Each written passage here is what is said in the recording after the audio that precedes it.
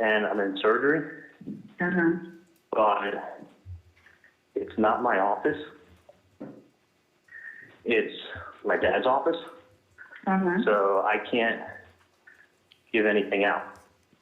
Right. So I don't have access to it. I don't know where anything is. Okay. So you don't have access to anything. So I don't know where anything is either. Yeah. So I would do this. I would not. I would not speak to anybody.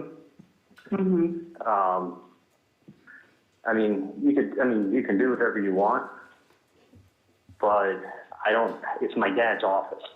Yeah. So I don't have access to any of that stuff. Okay. So they can talk to my dad, and I'm sure they'll be able to get whatever they want from them. Okay, understandable. So if I had it, I mean, listen, you can talk to whoever you want. I shouldn't say don't talk to anybody. No, I'm going to do whatever you tell me. Yeah, I mean, no, I mean, I shouldn't say don't talk to anyone. Talk to whoever on the planet you want to talk to, but it's not my office, and it's not your office.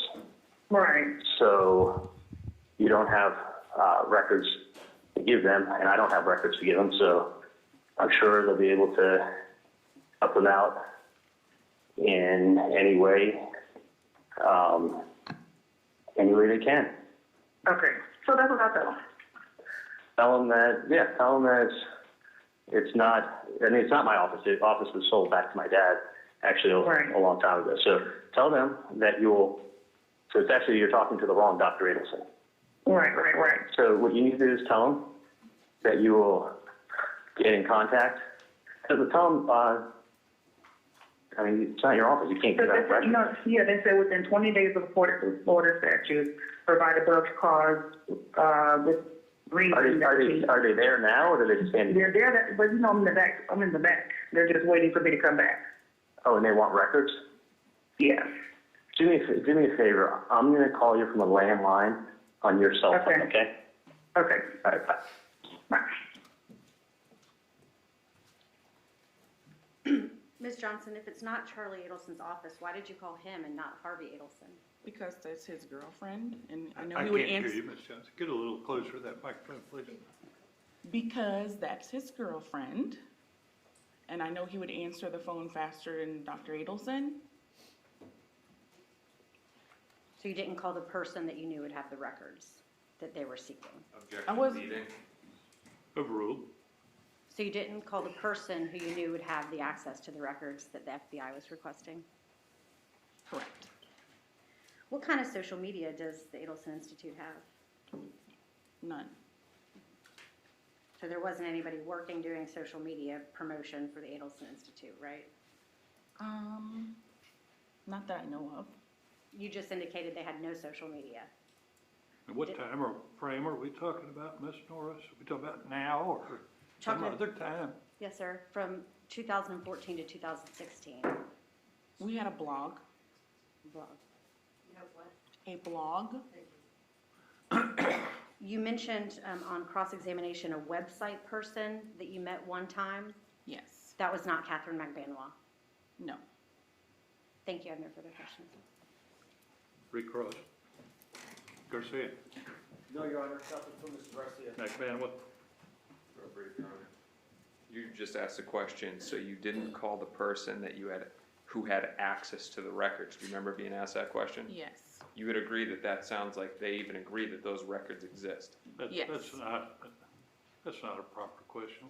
Let's leave other counsel out of it. We've been doing that all morning. I don't want either side trying to disparage the other side. Ask your questions of witnesses. Leave the attorneys out of it. If you know, within the 20 days of that subpoena, those records were provided, right? Yes. So they do exist.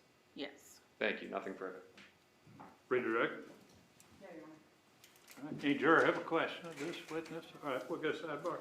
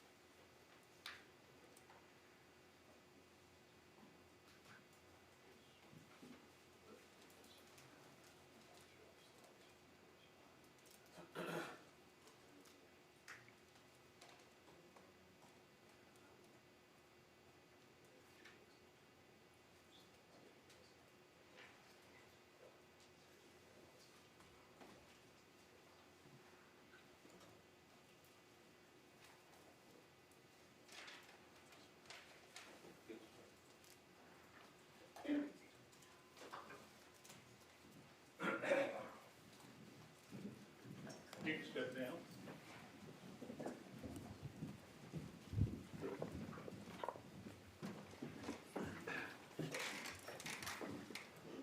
Do we need to keep this witness any further? No, Your Honor. No, Your Honor. You're excused. It was a question from the jury. It was not a question for the witness. It was really a legal question. Says, are all subpoenas the same? Do they all offer immunity? A subpoena, what we would call a subpoena ducis tecum, that means a subpoena requiring records, does not provide immunity to anyone. The immunity I talked about the other day is immunity from testifying. Before that comes into play, the state has subpoenaed a witness. They have asked me to compel the witness to testify, and then, based upon the state's request, I have compelled the witness to answer questions. That's when the derivative use immunity comes into play that I discussed the other day. This kind of subpoena would not confer any type of immunity on anyone. Anybody have an objection to my comments? No, Judge. All right. Call your next witness. State Police Sergeant Chris Corbett, recalls.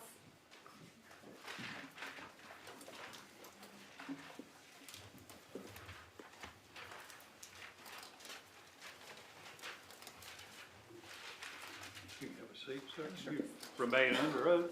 Yes, sir. Just for the record purposes, state, spell your name again, please, sir. Certainly. It's Christopher Corbett, and that's C-O-R-B-I-T-T. I need to make sure your computer's not blocking the microphone there. Yes, sir. I'm sorry. That's a change from last time. If I can move this over a little bit.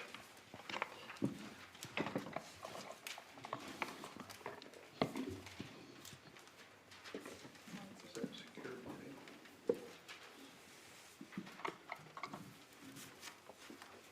That should work.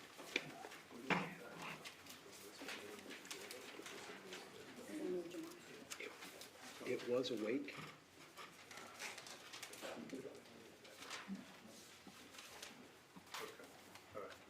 We've been trying to get a little bit better sound in here as we've put a new microphone in, and we may need to adjust the placement of it a little bit, but anyway. Are y'all ready? Is he ready? Your Honor, unfortunately, can we go sidebar? Okay.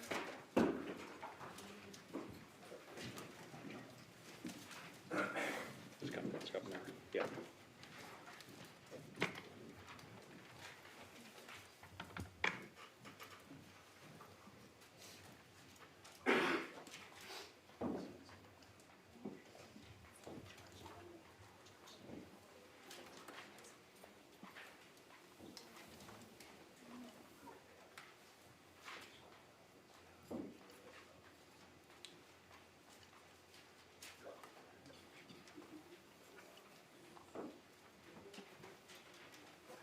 Slide it down a little bit. All right, thank you.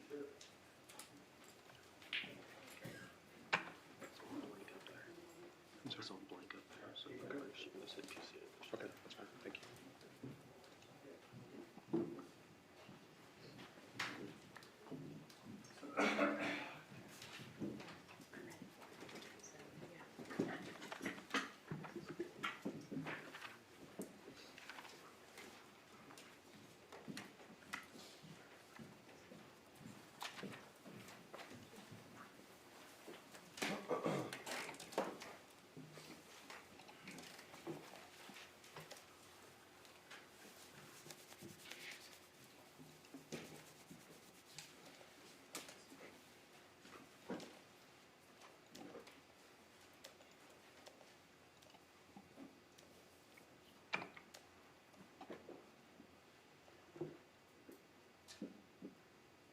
Are we ready? Yes, ma'am. Have you sent them the document? Yes, sir, I just did. Don't have it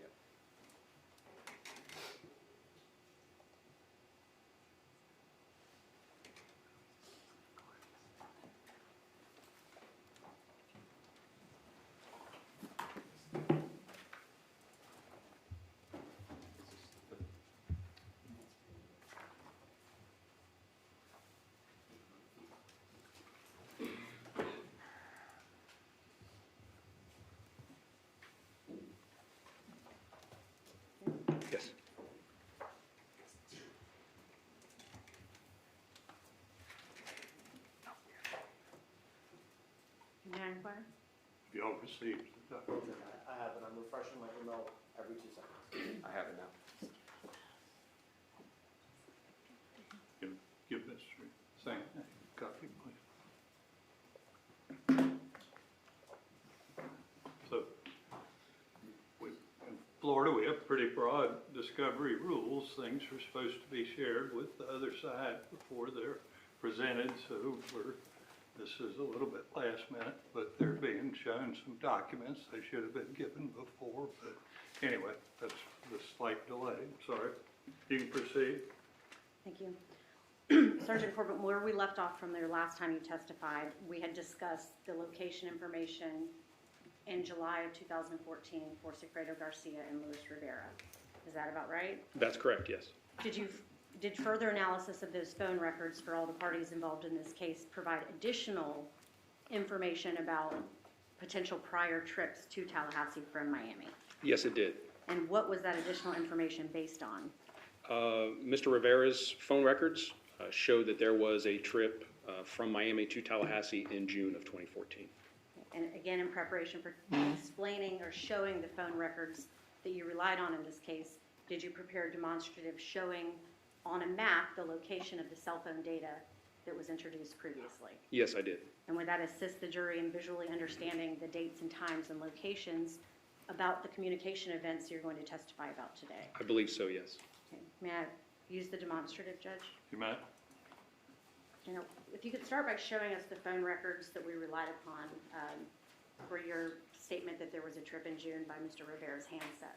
Yes, again, going back to the call detail records and that section of the records that gives us the location information, we're simply able to take those cell sites and plot those on the map to get an idea of dates and times and travel.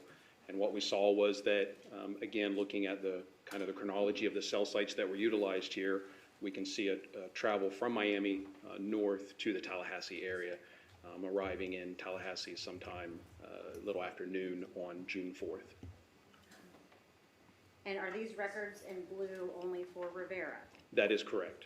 Okay, so we see this path going up towards Tallahassee on June 4th.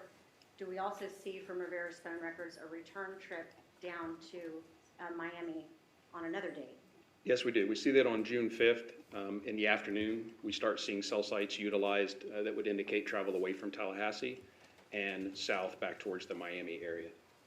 Can you explain to us why it is that we do not have any, or whether we do have any records for Sigfredo Garcia for this same time? Objection. It's a hearsay response. Calls for a hearsay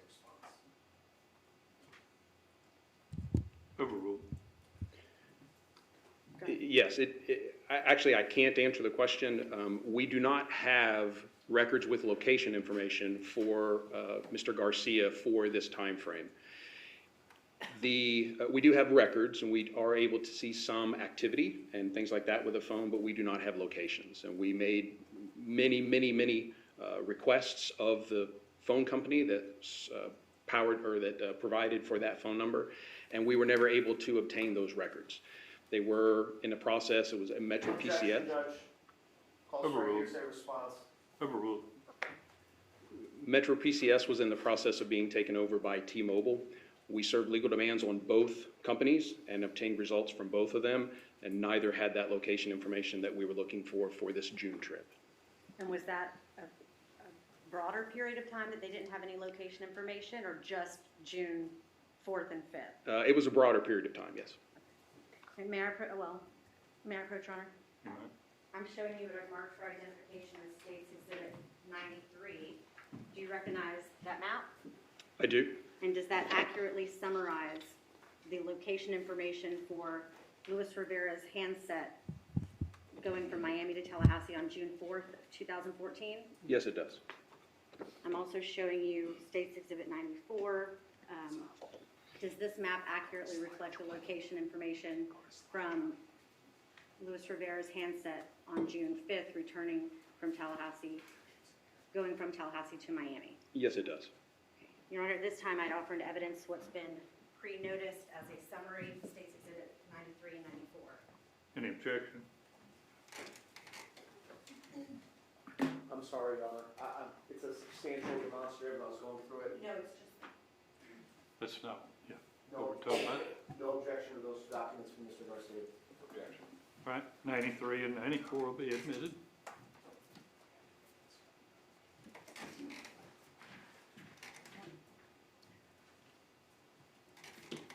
Despite the lack of location information for Mr. Garcia's handset for this time period, did law enforcement develop any other information indicating that Mr. Rivera did not take this trip to Tallahassee alone? Yes.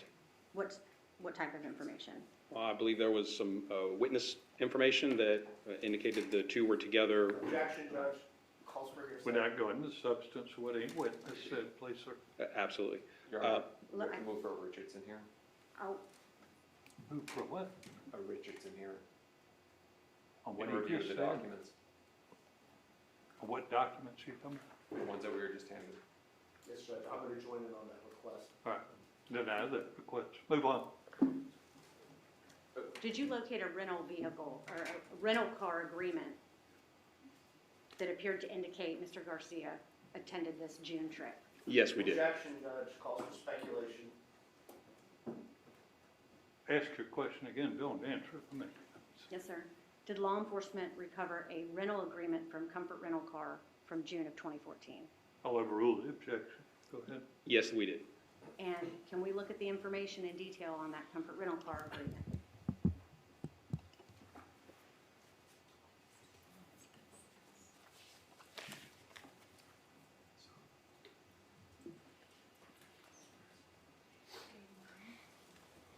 For the What record, is the question? sorry, for the record, this is in evidence as State's Exhibit 89. Okay. That rental agreement, was it dated on June 2nd, 2014? Yes, it was. And, yeah, if you could go back one, please. Sorry. It's okay. So it's for Comfort Rental Car, and were you able to ascertain the location of the Comfort Rental Car company based on the contract? Yes, the contract has an address and a contact number for them. And if you could go to the next slide, did it also have the time indicating at what time it was rented? Well, we have the time that it was due in, and it was a 3-day rental. And it was due in on June 5th, 2014 at 8:50 p.m., That's correct. which would have meant it was rented June 2nd at 8:50 p.m. Correct. Okay, do you have the vehicle information from that contract that's in evidence? We do. It was a silver Nissan Altima.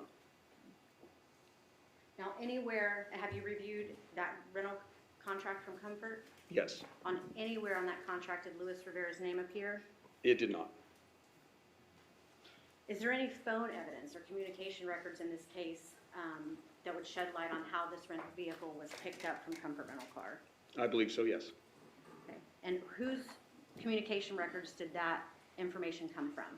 Well, we looked at Ms. Magbanowa's records around the time of that rental would have been picked up, and her records do have location information.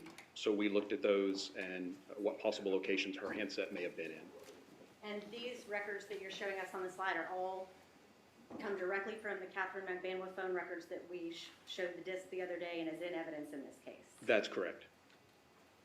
Were you able to plot those locations for the date of the rental on June 2nd, 2014 for Ms. Magbanowa? We were. And what did it reveal?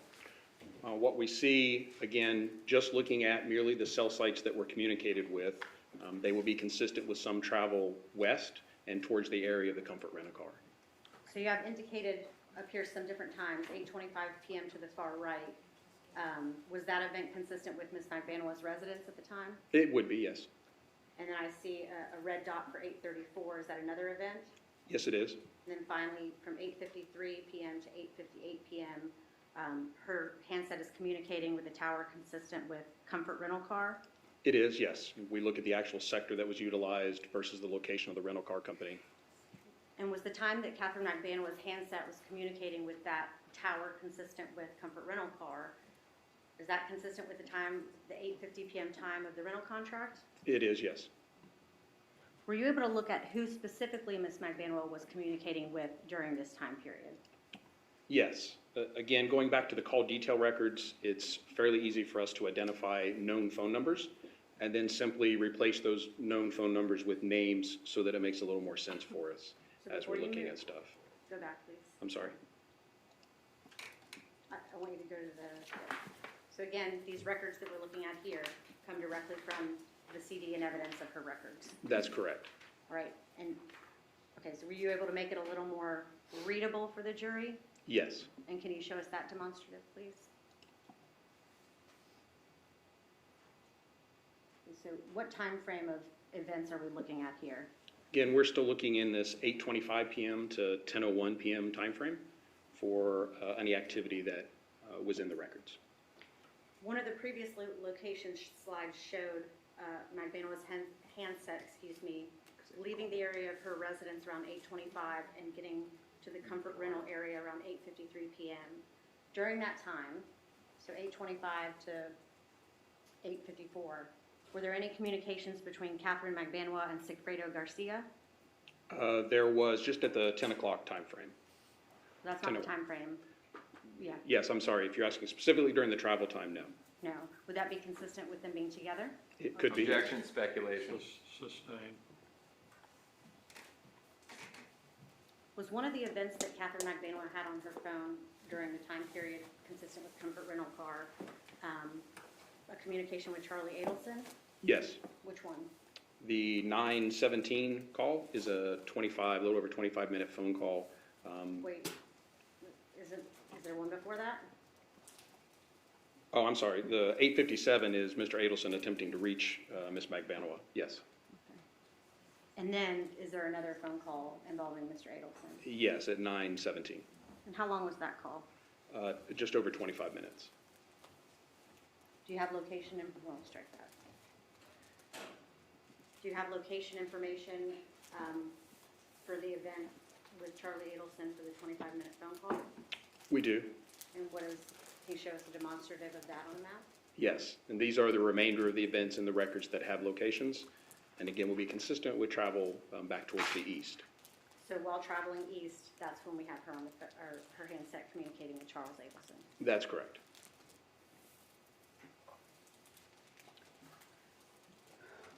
So we've just looked at Ms. Magbanua's whereabouts. Where during this time frame of the comfort rental was Luis Rivera? For the events that we have in this time frame, he is communicating with 2 cell sites that are in close proximity to his residence. Are the cell sites that Mr. Rivera's handset is communicating with during the time frame of the rental car, is that consistent with comfort rental? It is not.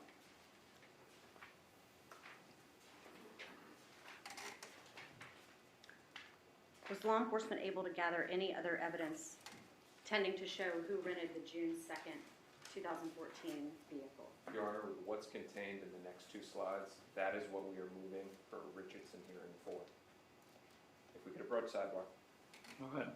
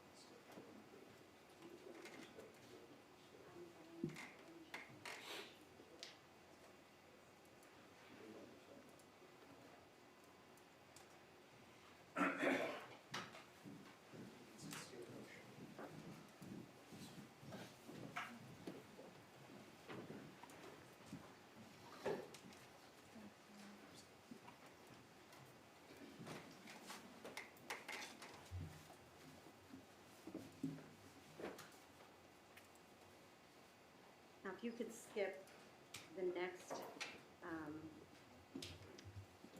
few.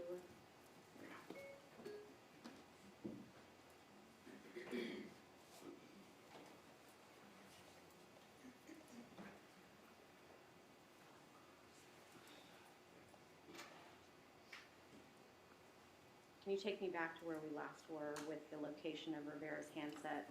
Okay. Now, can you skip the next 2 slides and go to the next rental agreement from Comfort Rental Car, showing that contract. Okay. We discussed the June 2nd rental. Did law enforcement also get us another rental agreement from Comfort Rental Car? Yes, we did. And that, what was the date on that rental? The date out for that was June 3rd.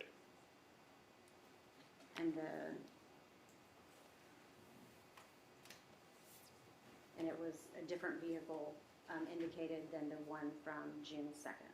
That's correct. The Nissan Altima was replaced with a Hyundai Sonata. Objection, Judge. He's making a legal conclusion that the car was replaced. There's no evidence. Right. specific- Yep. We're not going to get into speaking objections, I Mr. apologize. Singh. I was- I overrule the objection. And on that June 3rd contract for the Hyundai Sonata, was Mr. Rivera's name anywhere on that contract if you've reviewed it?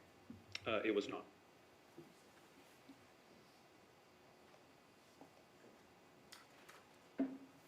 Tell me a little more about the travel based on Mr. Rivera's phone records on June 4th, 2014. If you could show me a map of that. Again, we see the use of cell sites that will be consistent with travel from Miami towards Tallahassee. And did law enforcement discover a traffic citation that was issued to Mr. or to anyone in this case? Yeah. That's what we were skipping over. This is different, Judge. Oh, this is the one in Gainesville? Yes, sir. Okay. Go This, ahead. and this traffic citation was on what date? This traffic citation was issued June 4th at 9:12 a.m. To Mr. Rivera? That's correct. And did that ticket provide location information that you could use to compare with the location of Mr. Rivera's handset traveling from Miami to Tallahassee? It did. The citation indicates it was issued on I-75 northbound at the 374 mile marker. Can you show us where that lays in the path of travel? I can.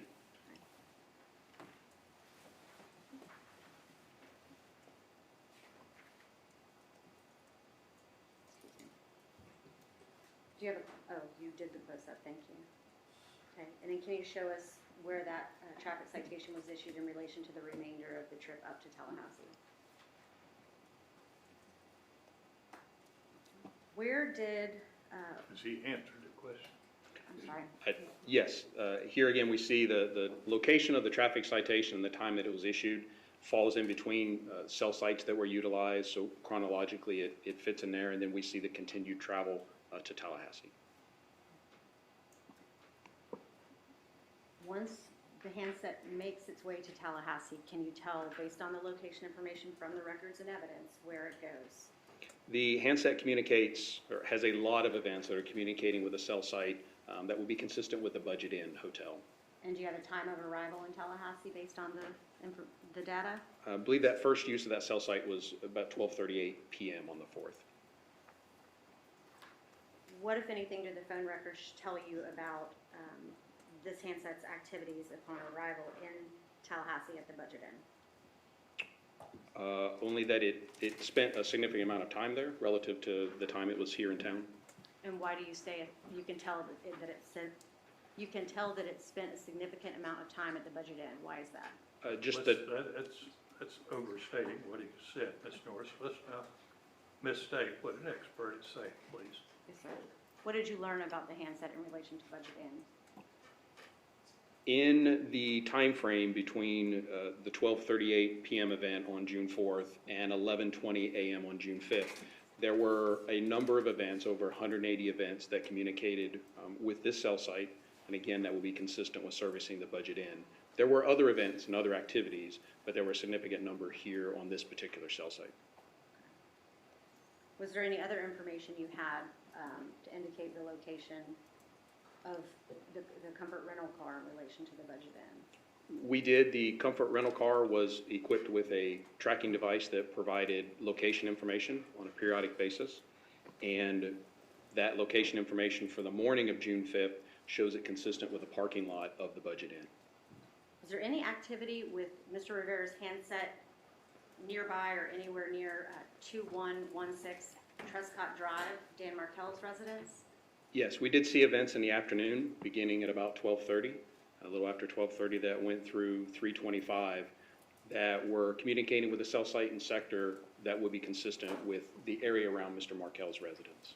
Any additional evidence other than phone records that are consistent with the Trescott Drive address? Yes, again, we had the rental GPS location, which is also consistent with that area. And we can see that that area is actually a park here. Is that Winthrop Park? I believe it is, yes. Now, from Mr. Rivera's records, could you tell whether, or strike that? Were there any communications around this time, meaning 3:17, 3:20 p.m., with either Sigfredo Garcia or Luis Rivera and Comfort Rental Car? There was, yes. And again, not having location information for Mr. Garcia's records, we still were able to see events. And we see that there was an incoming phone call at 3:24 from Comfort Rent-A-Car. And this line item here is directly from Mr. Garcia's phone records, which are in evidence? That's correct. After the call, did that call appear to connect, or do you know the answer? 21 seconds, it's difficult to say for sure if it connected or what kind of communication there was for such a short call. After that phone call, what do the Mr. Rivera's records indicate about his handset's movements? Shortly thereafter, we have the 325 event that was still consistent with Trescott Drive, and then our next events are showing travel away from Tallahassee and back towards Miami. Did you get, for this trip back down to Miami, any more of that GPS information from Comfort? We did. There was an additional location at 5:38 p.m., and again, falls in chronologically with our cell site usage. And then what time does Rivera's handset arrive back in Miami? They reached the Miami area in just after midnight. Objection as to classification as they judge. He's speculating. Overruled. You said just after midnight on what date? I'm sorry, it would have been the morning of June 6th.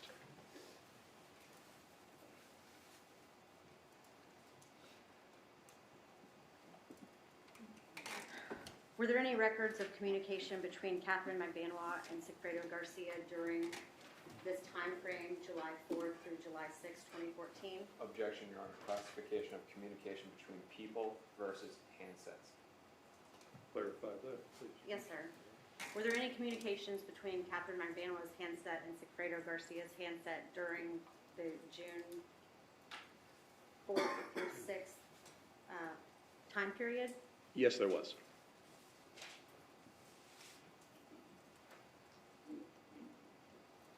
Now, once, strike that. Did you examine the phone records for any locations of interest in Miami upon the return on June 6, 2014? Yes, again, for the morning of June 6th, we had the rental location, or the location for the rental vehicle, and we see that that is in relative close proximity to Ms. McBanois' residence. And the GPS is the green and the residence is yellow? That's correct. Do you know at the time that the GPS is pinging on June 6th at 8:48 a.m. Where Mr. Rivera's handset is located? We only have events 7:30 and 9:43, so not exactly in the time frame of that GPS location, but both of those events are consistent with his residence. Objection, misleading the jury as to Rivera's residence. Overruled.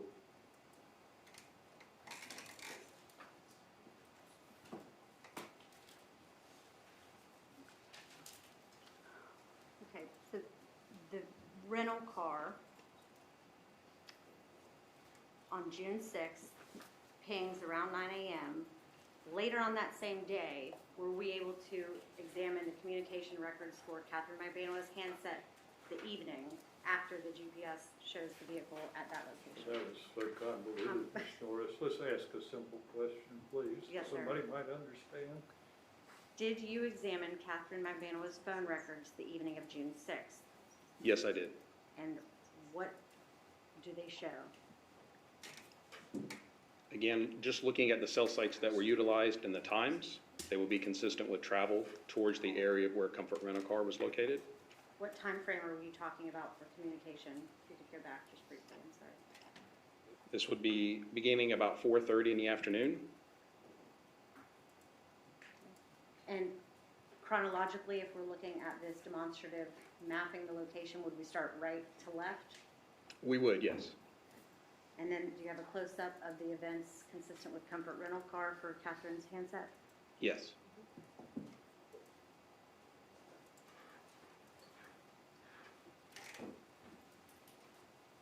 During this 5:15, 5:20 time period, do we have location information for Luis Rivera's handset?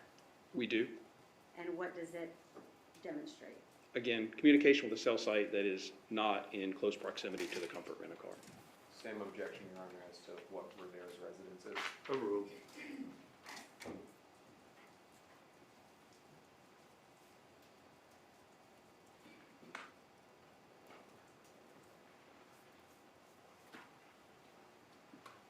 What is the next significant phone event that we have chronologically in this case after this June trip? Well, chronologically, we have the phone call to Harvey Adelson that was one of the things we identified from the comparison to the tower dump records. And that was The tower dump. and if I recall, the significance was that was the one call between Secretary Garcia and any of the Adelsons. That's correct. Is there any indication that this July 1, 2014 call was forwarded from the... Remind us what the date of this is. Oh, July 1 of 2014? I'm adding the list. I think we'll let the witness testify. Yes, sir. Yes, sir. This is the afternoon of July 1st of 2014 At what time? at 5:20. Is there any indication based on the records that that attempted phone call was forwarded from the Adelson Institute to Harvey Adelson's cellular phone? There is not in the records. What we see here, there's actually, this is from the Mr. Adelson's raw call detail records, and there's really three events that comprise this one phone call. And what we see initially, and hopefully you guys can see, this is Mr. Garcia's number incoming to Mr. Adelson. This indicates here that it is a non-AT&T cell phone calling an AT&T cell phone. That's what the little m to the big M. And then the VMC indicates voicemail, that call was routed to voicemail, Mr. Adelson's voicemail. The next two events are showing that routing to the voicemail. So I have no indication that that call came from any place other than Mr. Garcia's handset.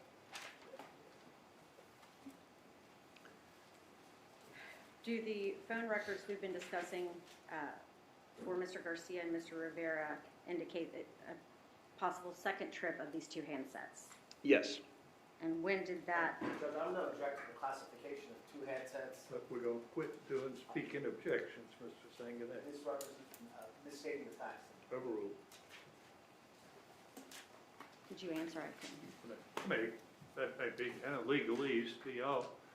When an attorney makes an objection, what they're supposed to do is state a legal objection to the question, not make an argument in front of the jury.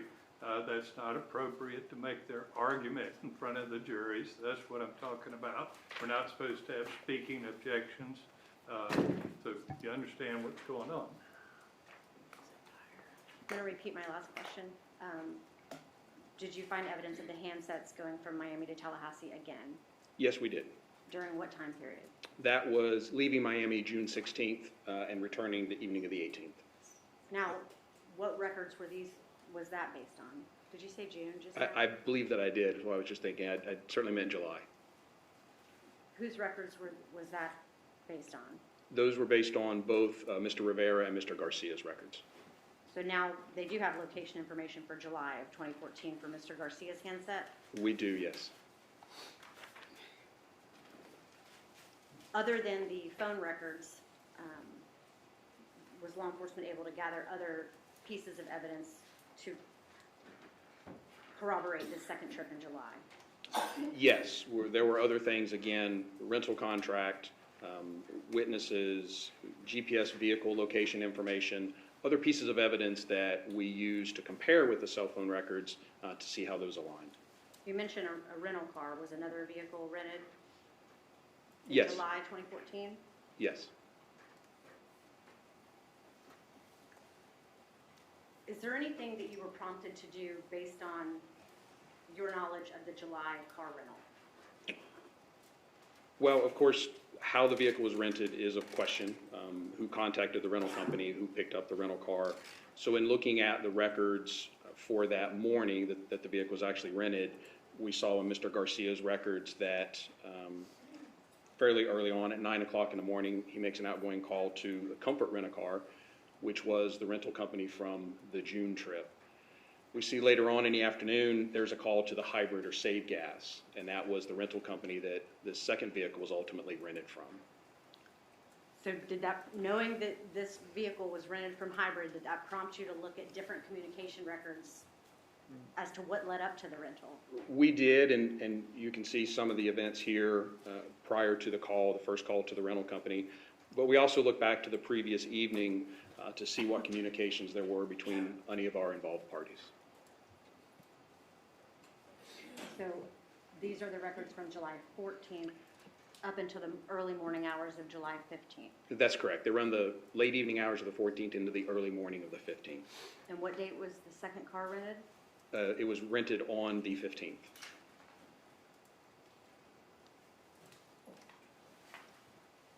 Do we have any information based on Charlie Adelson's phone records and other evidence of this case about Charlie Adelson's activities this evening of July 14th? Yes. I believe that he and Ms. Magbanawa met that Objection, evening. speculation. Overruled. You can answer.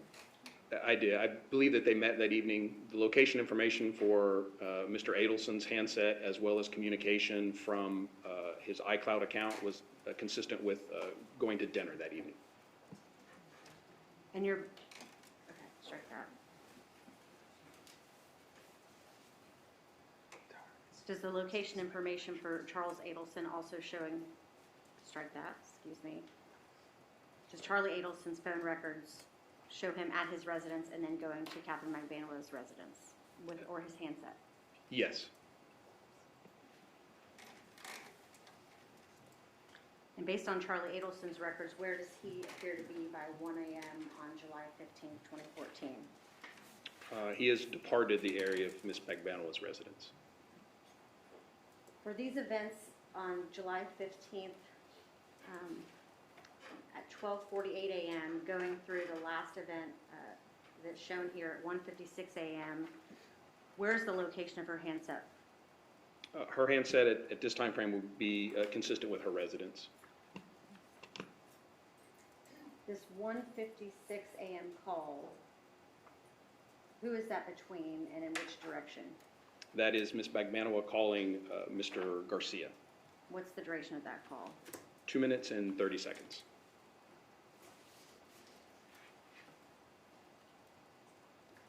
And then can you show us the next slide with Mr. Garcia's call records?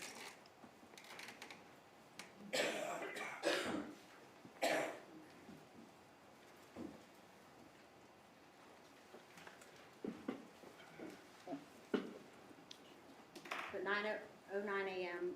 call to Comfort. The next rental car call was at what time? It was at 4:28 p.m. After the call from Mr. Garcia to save gas,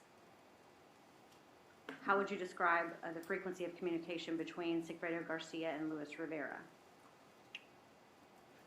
They did exchange at least a few communications, either voice calls or text messages, both before and after. And then did we have in evidence the hybrid rental for this July trip? Yes.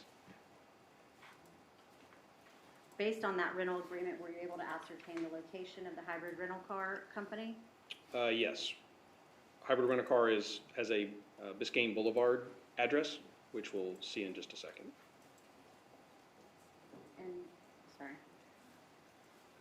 And next, did you find a number associated with Secreto Garcia on the contract rented by Mr. Rivera? Yes, at the top of the contract, written in is the indication of brother, and that is Mr. Garcia's number. And the type of vehicle rented, let's show that. That's also directly from the hybrid rental agreement? That's correct. Were you able to put the location of the hybrid rental company on a map so that we can see the locations of Mr. Garcia and Mr. Rivera respectively during the time frame of the rental? Yes. And what does it show? We see that at the approximate time of the car rental, both handsets are communicating with cell sites and sectors that, again, will be consistent with servicing the rental car agency.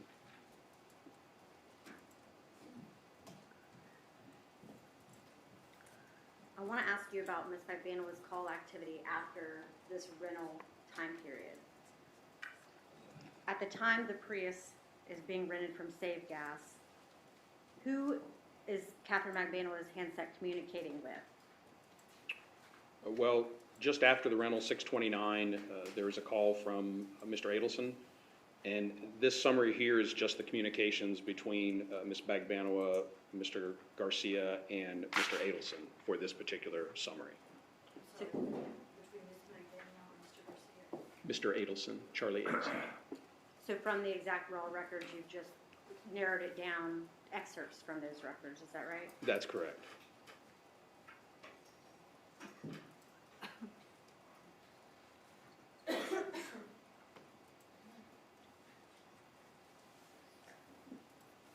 We see some communications here between Ms. Magbanawa and Mr. Garcia.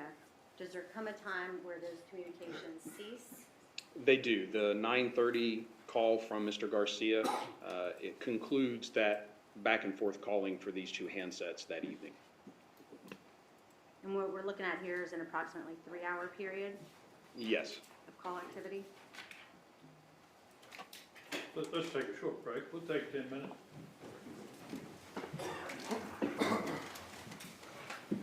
Let's stay in.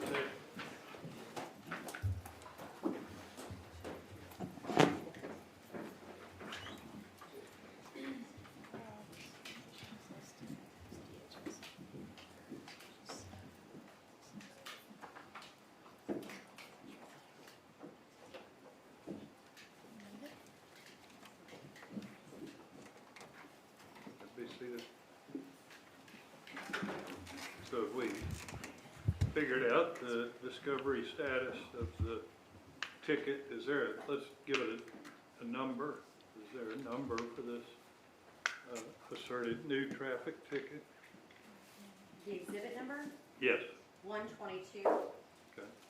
So if we decided where we stand on discovery,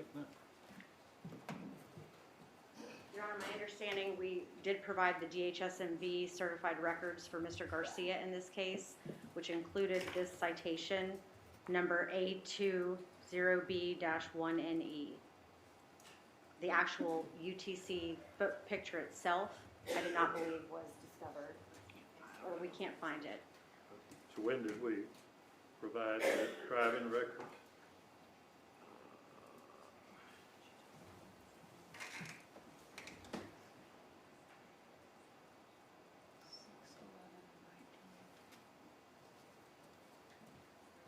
June 11th of 2019. But it did not include the ticket under State's Exhibit 122. If Ms. Kappelman did the discovery, why don't we hear from Ms. Kappelman instead of her relaying you message?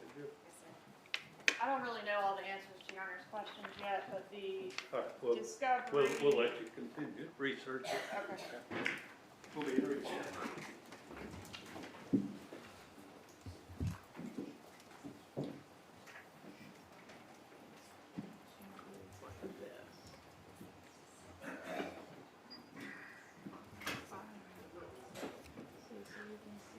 Fraser, how long did he say? Usually 10 minutes.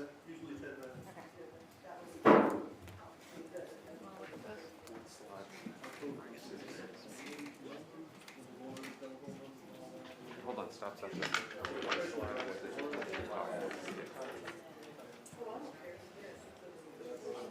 Wait.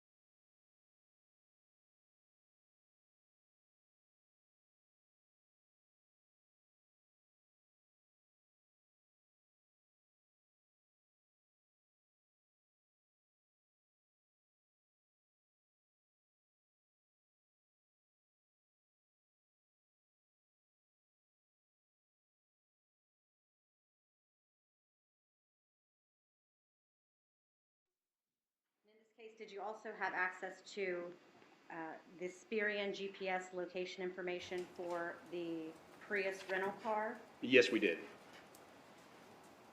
And based on the GPS for the Prius, where does the Prius appear to be during the same time frame we've been discussing?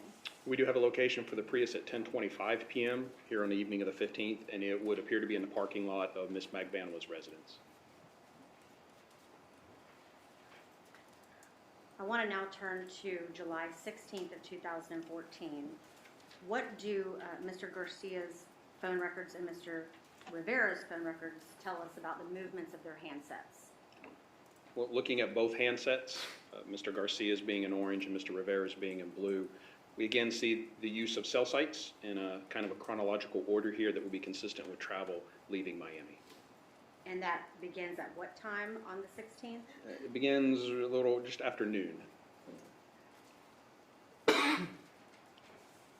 Did you also have access to the SunPass toll records or transponder records in this case? Yes. And did you gather any information from the SunPass toll records? Yes, there was a westbound toll transaction at 2:18 p.m. And again, looking at the cell sites in use and the times, that would be consistent with traveling through the toll plaza at that time. Can you show an overview of the remaining direction of travel after passing through that SunPass toll booth? Yes. Okay, walk us through that, please. So again, travel continues west as we saw previously, north along 75 corridor and into Tallahassee.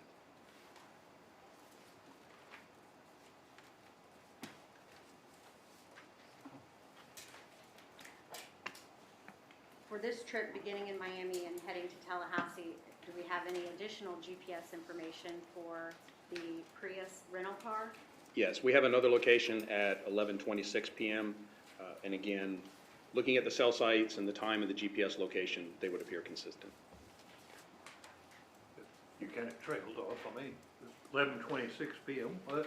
Yes, sir. The rental location was at 11:26 p.m., the evening of the 16th. And comparing that to the cell site locations and times, that GPS location will be consistent with the travel of the handsets. And what highway or interstate is that GPS ping located on? The GPS ping is located on I-10.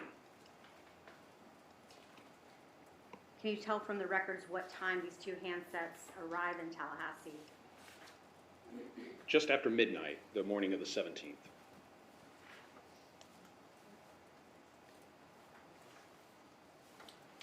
Is there any particular location that the handsets appear to be consistent with upon their arrival in Tallahassee around 1 a.m. on July 17th? Again, as before, Mr. Rivera's handset is communicating with the cell site that will be consistent with servicing the area of the budget inn. Did law enforcement in this case gather any evidence from the budget inn? We did, yes. And what was that? That was an actual registration for a hotel room. Now, that budget inn location that the handsets are consistent with upon arrival in Tallahassee, is that the same budget inn we discussed from Mr. Rivera's phone records in June 2014? Yes, it is.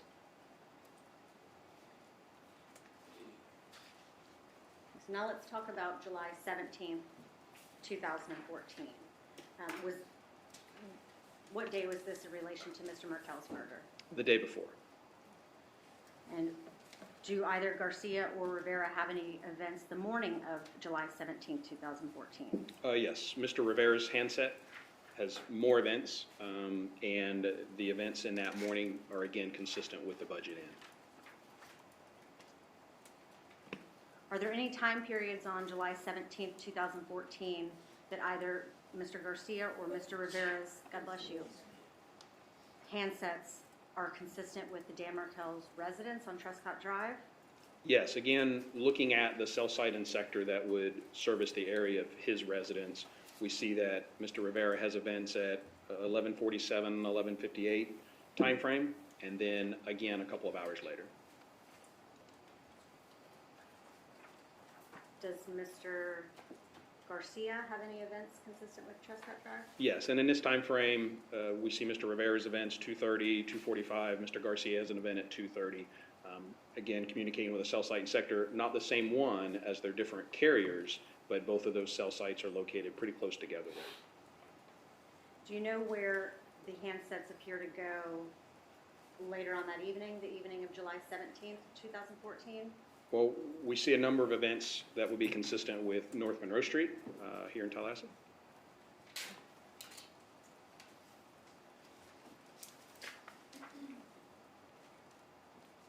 Did you just say North Monroe Street, Tallahassee? I did. Any specific motel or hotel? Yes, we also had a ledger from the Roadway Inn that provided some information on where they may have been staying that evening. Are you familiar with Luis Rivera's statement that while he and Mr. Garcia were on Prescott on July 17, 2014, that Mr. Garcia had pointed out a woman to him that he claimed was Wendy Adelson? I am familiar with that, yes. Did you review Wendy Adelson's phone records and the location information for her events to determine if it's possible her phone was at that location at that time? I did, yes. And is it possible? Possible. I would say unlikely, but possible. She is returning from the area of her work and traveling to her home, and she does travel that way. The timing would be awfully tight. Are there any records of communications between Catherine McBanoa's handset and Sigfredo Garcia's handset the day before the murder, this day on July 17, 2014? Yes, there are.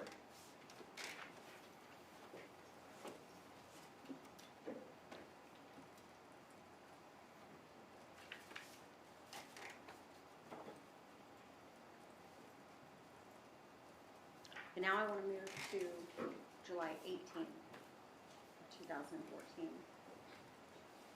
This is the murder day, Yes. right? Where do Mr. Garcia and Mr. Rivera's handsets appear to be the morning of July 18th? Mr. Garcia's handset doesn't have locations until a little later on in the morning, but Mr. Rivera's first events are again consistent with the Roadway Inn.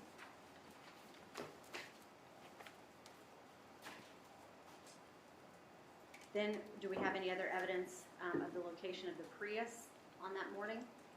We do. From the surveillance video, we see the approximate arrival time of the Prius to Premier Health and Fitness at around 9:16 a.m. that morning. And these are from the videos from Premier Gem that were introduced in evidence in this case? That's correct. So on this slide, what are you demonstrating? Again, just the arrival time of the Prius to the area of Premier Health and Fitness. At 9:16 a.m., is that correct? Yes.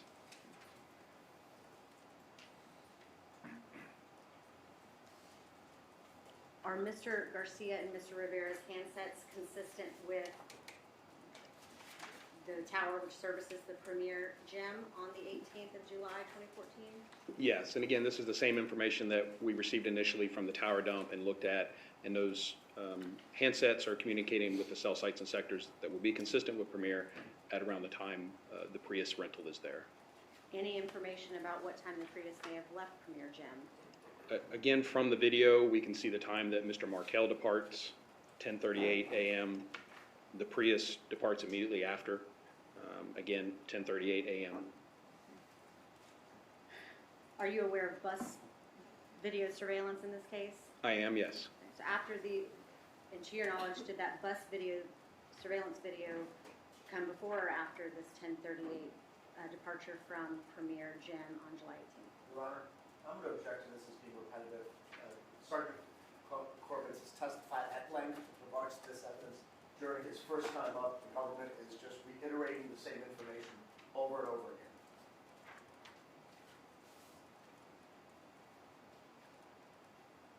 Let's not go over things we've already gone over, Ms. Norris. Yes, sir. Honestly, can't remember for sure everything that has been gone over, but some of this has certainly been covered. Yes, sir.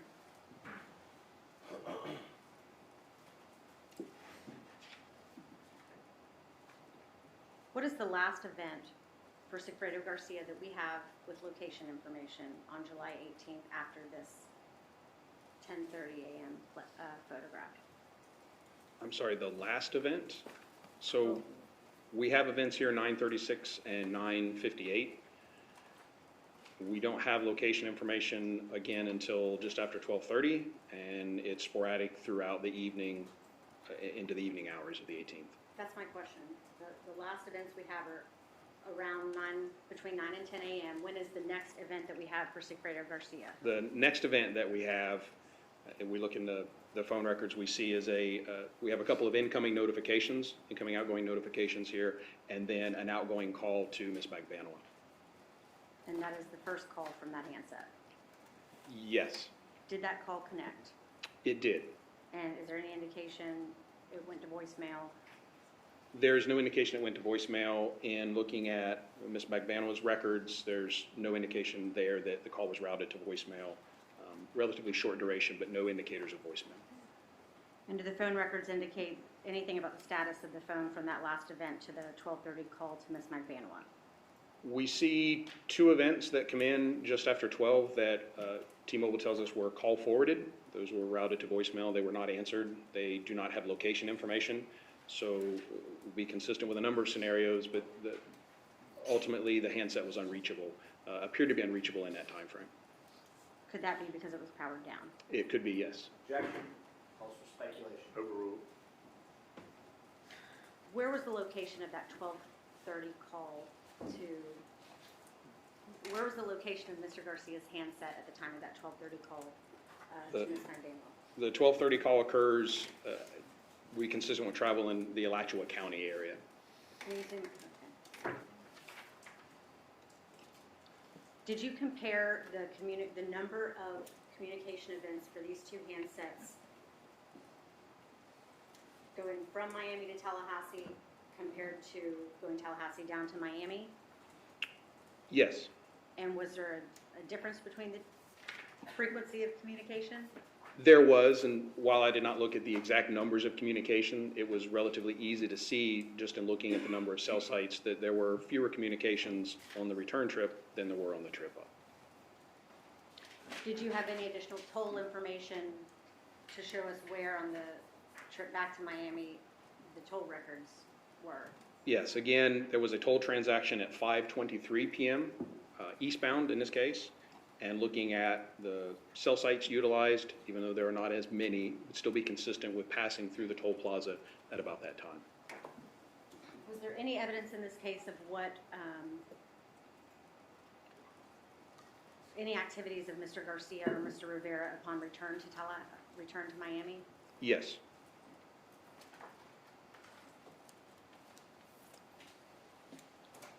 Your Honor, at this time I'd offer into evidence what I've marked for identification as State's Exhibit 144. These are the bank records for Mr. Luis Rivera with a certified business record certification of authenticity. The objection. No objection. No objection. To be admitted. Permission to publish excerpts, Your Honor? Good night.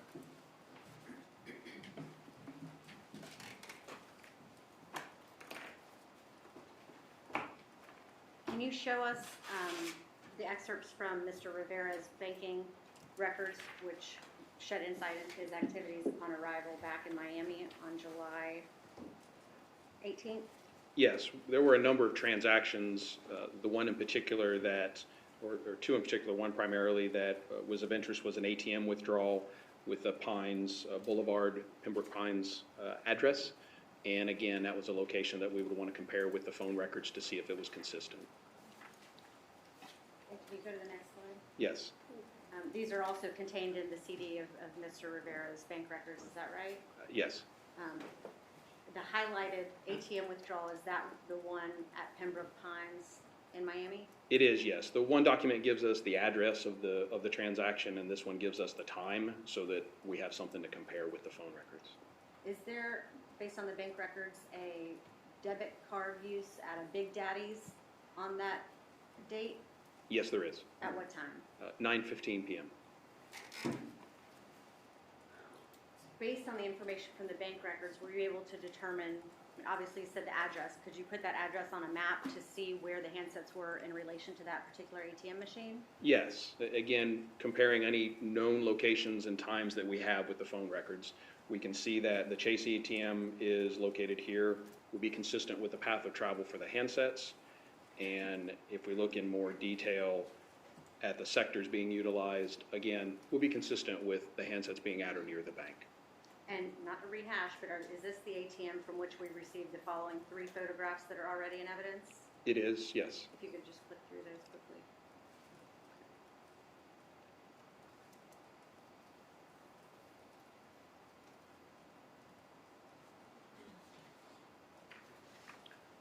What do the handsets tell us about their location after this ATM transaction? In essence, after the ATM transactions, they returned to the area around Mr. Rivera's residence. May I approach, Your Honor? Right?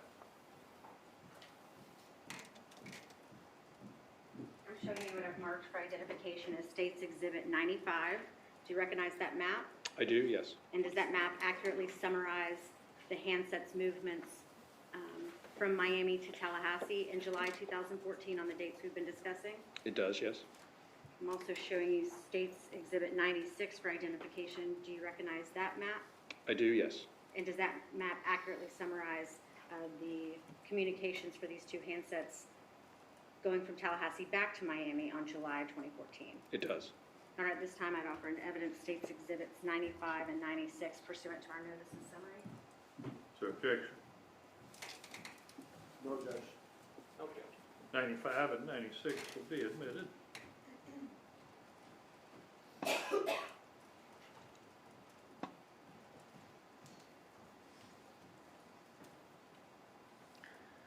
Now I want to expand our testimony. You were talking about mostly Mr. Garcia, Mr. Rivera, and sometimes Ms. McBanwell's handsets. Did you also look at activity amongst other people in this case? We did, yes. Okay. And did you look at that particular activity the night before the murder, through the murder to the day after? Yes. I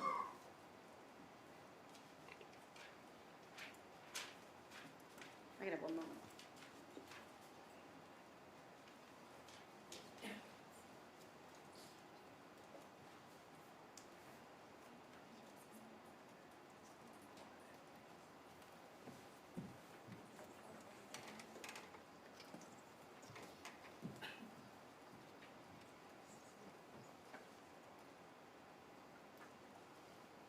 Before we go into that, is there ever a time that Catherine McBanwell's handset calls the number 305-934-6615 in July of 2014? Yes, there is. And on what date does she call that 305 number? I believe it's evening of the 17th. So the night before the murder. That's correct. Is there any other time that Catherine McBanwell's handset calls that particular phone number, 305-934-6615? In June of 2014. And do you recall exactly on what date? I believe June 4th. I can actually pull that up if I need to be specific on times.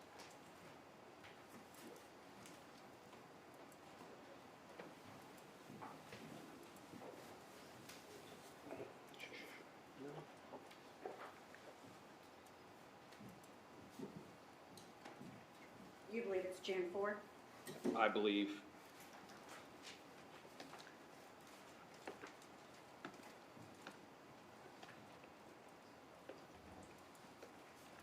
Okay. Does this slide up here show us from the call records themselves, the communications amongst the parties of interest? It does, yes. And this is from July 18th at approximately 12:01 a.m. until July 18th at 12:30 p.m.? That's correct. And can you remind the jury, I think you previously testified about this, but from this 12 a.m. to 12:23, 12 a.m. time period, I didn't say that right, 12:01, 12:07 time period, where Rivera and Garcia's handsets are located? In this time frame, they would have been consistent with the Roadway Inn, the motel on North Monroe Street. And that's the motel they stayed at the second night? That's correct. Okay. So at 12:01, can you just walk me through the communications here? Yes, I can. 12:01, we see a call from Ms. Bagbanwa to Mr. Garcia, a minute and 12 seconds. Mr. Adelson calls Ms. Bagbanwa at 12:07 a.m., 3 minutes and 42 seconds. And there's another call from Ms. Magbanua to Mr. Adelson, 12:34. 1:02 a.m., there's an attempted call from Charlie Adelson to his mother, Donald Adelson. No duration for that call. 1:03, he calls Ms. Magbanua for over 20 minutes. And that's the conclusion of the calls for the evening of the 18th, even though it's technically, I meant, the evening of the 17th is technically the morning hours, but. Yes, we began after midnight the morning of the 18th. Okay. So what is the next call we have at 8:09 a.m.? Would be Wendy Adelson calling her mother, Donna Adelson. And then go on, please. There's at 9:12, Charlie Adelson calls Wendy Adelson. At 9:19, Wendy Adelson calls Charlie Adelson. It's an 18-minute phone call. 9:38, Charlie Adelson calls Donna Adelson, 30-second duration. Let me interrupt you briefly. Between the 9:19 a.m. call from Wendy Adelson, to Charles Adelson, that's approximately 18 minutes, to the time at 9:38 a.m. that Charlie Adelson contacts Donna Adelson, where's the location of Sigfredo Garcia and Luis Rivera's handsets? In this time frame, they would be consistent with the Premier Health and Fitness Center. Okay. So going back to the 9:38. 9:38 is a call from Charlie Adelson to Donna Adelson. 9:57, Charlie Adelson to Ms. Magbanua. 9:58, Ms. Magbanua to Mr. Adelson. And again, another return call from Mr. Adelson to Ms. Magbanua, a little over 7 minutes. 10:06, sorry. No, you're okay. It's the last one. 10:06 a.m., Charlie Adelson again calls Wendy Adelson. And then the last three calls at 10:07, 10:08, and 10:09 are between Magbanua and Charlie Adelson's handsets. That's correct. And what does the red line up here represent? That would be the time frame in which Mr. Markel was shot. Then the following communications are at 11:06 and 11:02, calls between Donna Adelson and Charlie Adelson. Yes. Is that followed by communications between Mr. Adelson and Catherine Magbanua? Yes. And the last one is the communication from, is that the 12:30 call from Mr. Garcia to Catherine Magbanua on the way down to Miami? Yes, it is. Miami.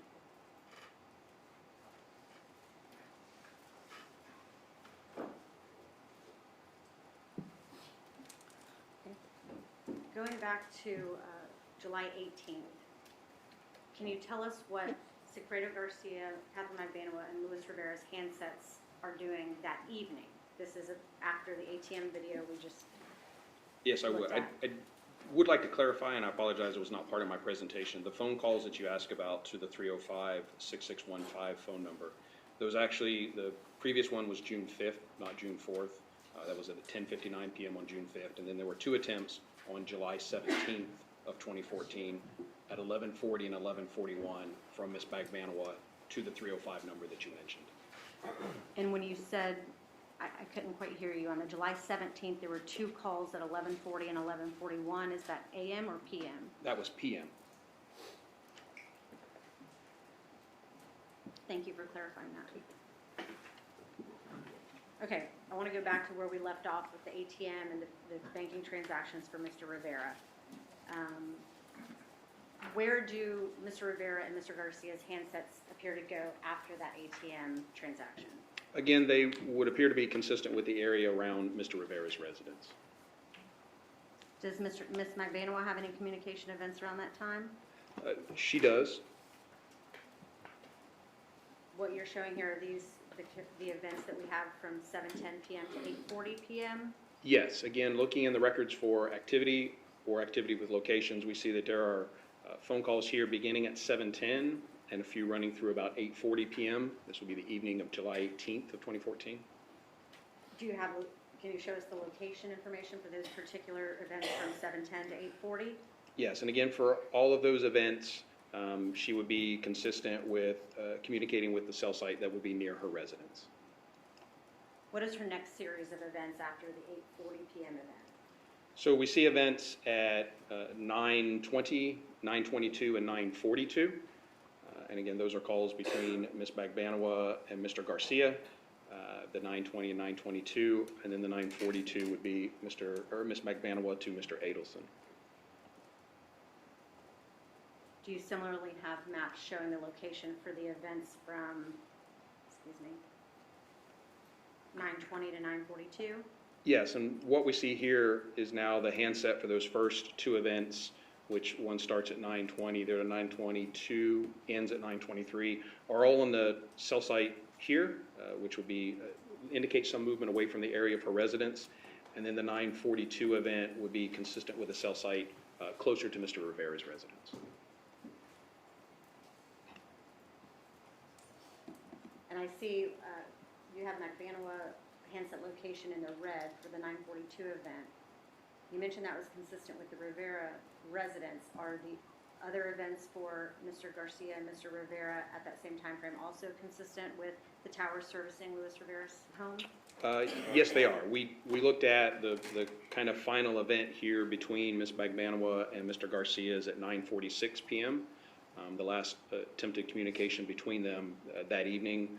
For that 9:46 event, and looking more particularly at the cell site and sector utilized, we would say that it would be consistent, again, with the area around Mr. Rivera's residence.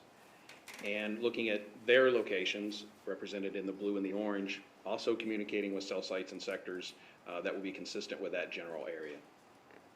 So at the time, would you say that the cell sites Ms. Bagbanawa's handset is using are consistent with the locations of the cell sites that Mr. Garcia is using? They would be, yes. And once they become being consistent, that's when communication between them ceases? That's correct. Does Ms. Bagbanawa's handset have any more events with location information while she's in the area of Rivera's residence? Well, we have two more events that evening with location information, a 10:12 phone call and a 10:20 phone call, one being incoming from Mr. Adelson and one outgoing to him. For those two events, her handset is still communicating with the same cell site and sector we saw for that 9:46 event. And those are both communications between Bagbanawa and Charles Adelson? That's correct.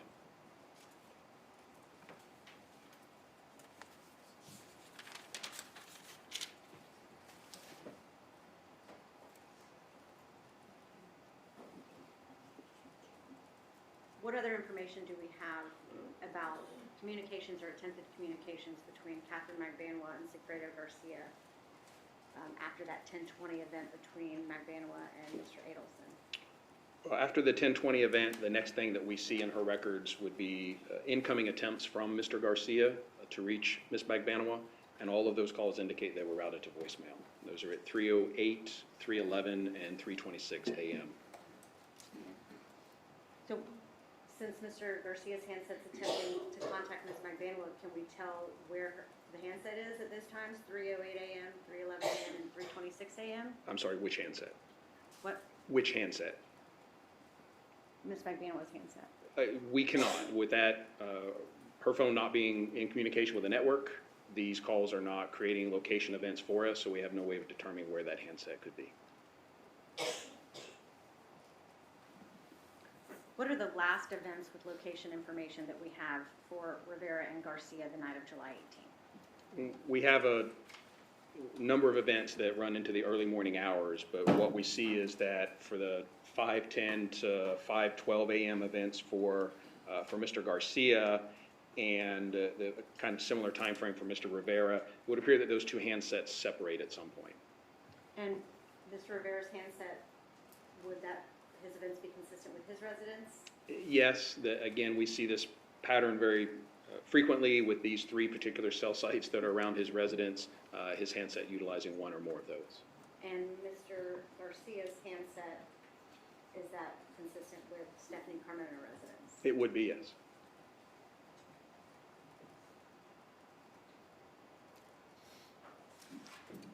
These events you did mention were in the morning hours of the 19th, right? We're moving into July 19th? Yes, that's correct. Okay, let's talk about July 19th now. What kind of call activity was there that Saturday morning, July 19th? There was a good bit of call activity for about a 47-minute time frame here. And from these records, did it appear that Magbanaway's handset was attempting to contact Garcia's handset via text message and cell phone repeatedly that morning? Yes, we see events 9:44, 9:44, 9:45, 45, 46, 46, and 46, sorry, where those are all outgoing, almost all calls. The 9:45 would be a text, but outgoing from Ms. Magbanaway's handset to Mr. Garcia's handset. And were any of those communications, as far as the calls, successful? Did they connect? They did not. After those unsuccessful attempts to contact Mr. Garcia, who, if anyone, does Ms. Magbanaway attempt to contact? She contacts Anthony Ortiz. Who in turn does Mr. Ortiz contact? He attempts to contact Mr. Garcia as well. Now, during the same time frame, is there anybody else who appears, any other handset that appears to be attempting communication with Mr. Garcia? Yes, Mr. Rivera's handset.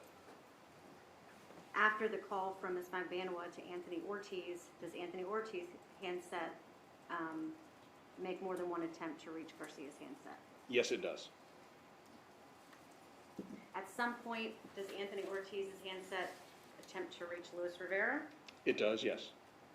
And were all the attempts to reach Mr. Garcia by Mr. Ortiz unsuccessful prior to that reaching out to Mr. Rivera? They were unsuccessful as well, yes.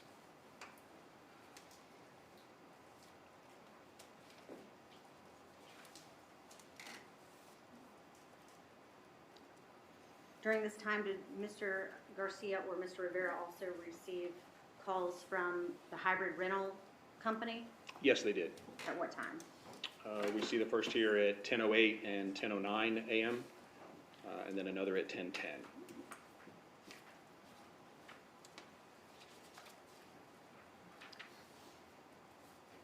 At some point, so all the way up until, so from 9:44 a.m. until, sorry.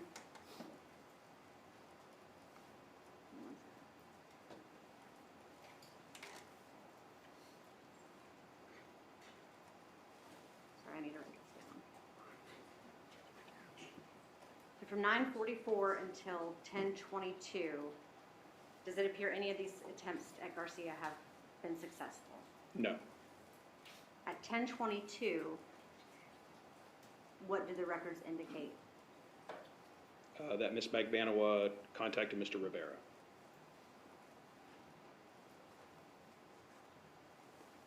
How many times? Well, there's the call at 10:22. She again attempts to contact Mr. Garcia at 10:23, and another outgoing call at 10:23 to Mr. Rivera, and the last at 10:31.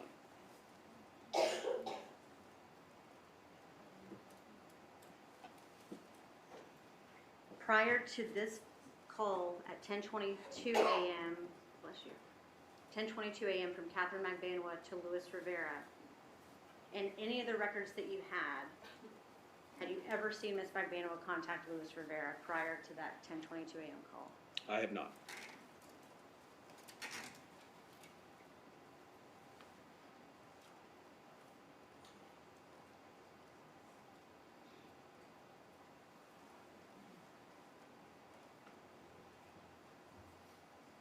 Is there any, once in the call between Ms. Magbanaway and Mr. Rivera, around the 10:23 timeframe, does that appear to connect and a conversation is had?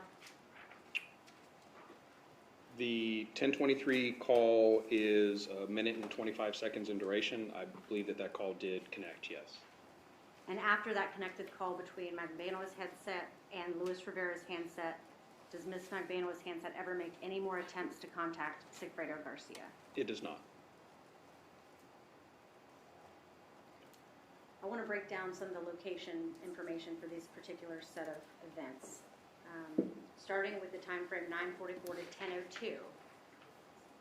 What can you tell me about the location of the parties involved in this kind of exchange of phone calls that Saturday morning?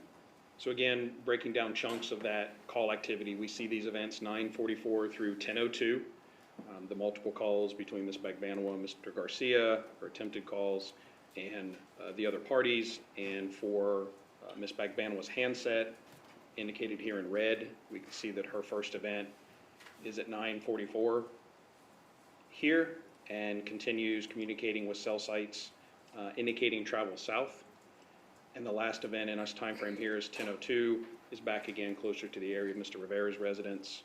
We see his locations in blue, again consistent with the area of his residence.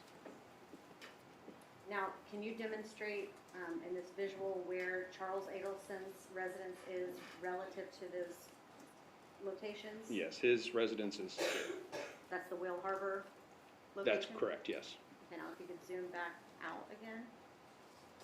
So the first event that we have for Ms. Magbanua this Saturday morning, July 19th, at 9:44 a.m., the dot at the very top there. That's correct. So we had no location information from 9:44 a.m. back through that last 10:20 phone call at the Rivera location to Charles Adelson. That's correct.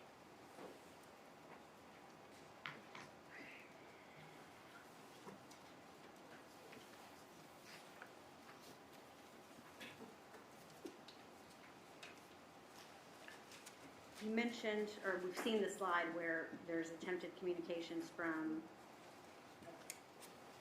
Magbanua's handset to Garcia throughout that time period, 9:44 to 10:02. Do we know why?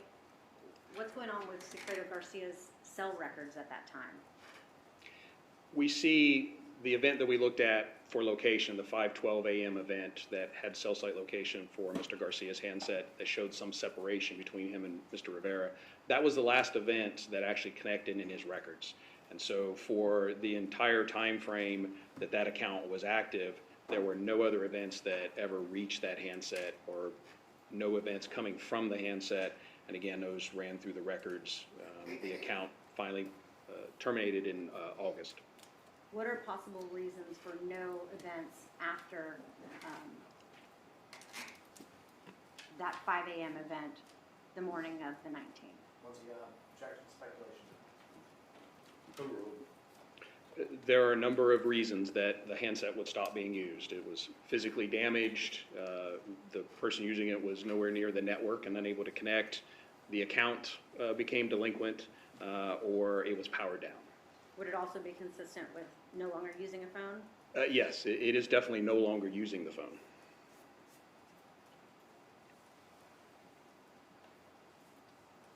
Next, if we could go to the next series of events for Saturday, July 19th, from 10:04 where we left off in the morning until 10:23 a.m. Yes, and again, the series of phone calls that we have back and forth between our involved parties here, and we look at the locations for those, and it would appear that Mr. Rivera's handset has moved away from the area of his residence and something more consistent with east. And Mr. Rivera is in blue. He is, yes. So walk me through the beginning when it appears to leave the area of his residence. Well, we have events just after 10 that communicate with two cell sites here on opposite sides of the water. The 10:09 event and 10:23 as well. But it would be consistent with looking at the times and the cell sites that handset moved away from his residence and somewhere to the vicinity of Ms. Carmona's residence. And then where does it go? Then the next events that we have, 10:23, is again contact or attempted contact between Ms. Magbanua and Mr. Rivera. And looking at his handset for those events, we see the 10:23, 10:35. That will be consistent with travel sort of back towards the area of his residence.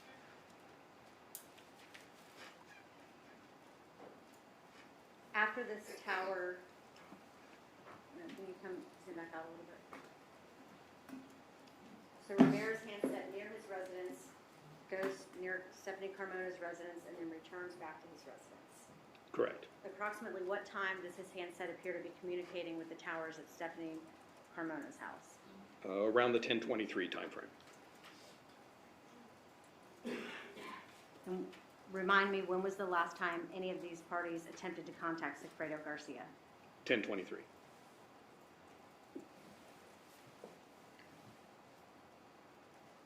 From 10:23 to 10:31 a.m., are all of those events between Catherine Magbanua's handset and Luis Rivera's handset?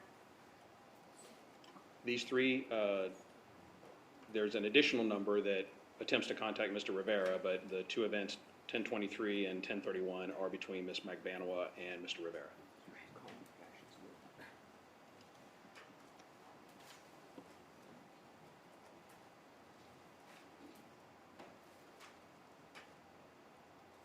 And her location for those two events is consistent with the Rivera residence. Objection leading.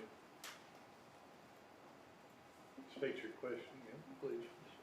Are those two events consistent with the Rivera residence, the 1023? Overruled it. It's the 1031 event, the last event, is communicating with the same cell site and sector that we saw the previous evening, and just looking at the relationship between Mr. Rivera's residence, the area around his residence, and where that cell site is, then I would say yes, that handset could be consistent with his residence.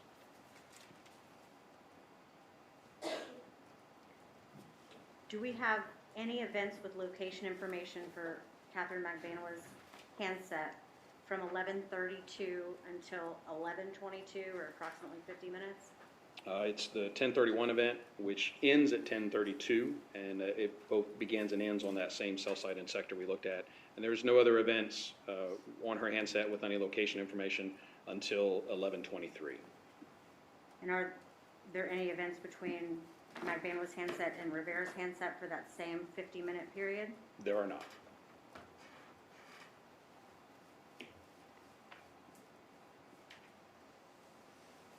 Do you have any phone evidence which would tell you whether Sigfredo Garcia was in an area consistent with Rivera's location during that same time? Again, as his handset was not being utilized, there are no events with location, so we can make no determinations. What is the next event with location information that we have for Catherine Magbanoa? It's the 1123 event, and we can see that she's now communicating with a cell site and sector that is one south of the one she was previously using. Is there any other GPS location information for the Prius since the last time we talked about it? We do have location information for the Prius, both for, I believe, July 20th and July 21st. And where is the Prius located based on the GPS on July 20th, 2014? The Prius GPS is indicated by the green here, and it would appear to be in a street about a block and a half away from Ms. Carmona and Mr. Garcia's residence. And the second ping on July 21, 2014 is at approximately the same location near Ms. Carmona's residence? That's correct. Do you recall what date that vehicle was due back based on the rental agreement? Well before this, as I recall the exact date, but yes. Fair enough. Now, you mentioned that Mr. Garcia's handset was no longer active after that last event on Saturday, July 19th at 5 a.m. What about Luis Rivera's handset? His handset continued to have events through July 24th, and July 24th, and this is UTC time here, this 21:57, 9:57 would subtract 4 hours from that, but that's the last event, or one of the very last events in his records, and this handset is again not used after this point. What was that time again? I'm sorry, it was 9:57 in UTC, which would make it Be what? 5:57, sorry. AM? PM, sir, sorry.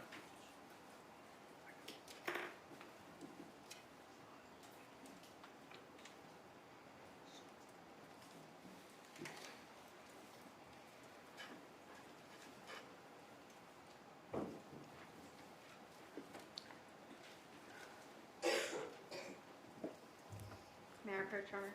Bet.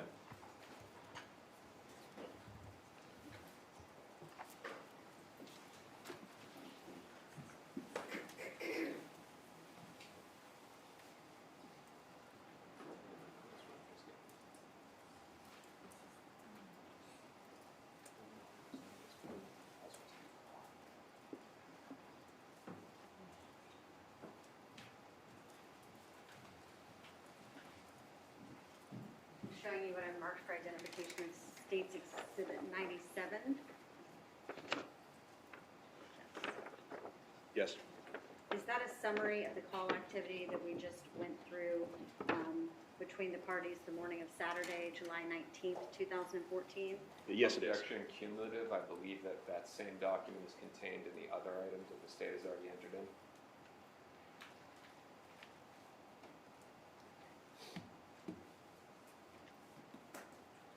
Let me see that.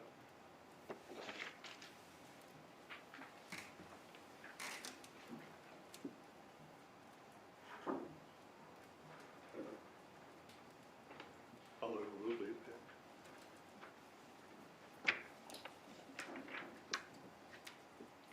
And now I'm showing you State's Exhibit 180.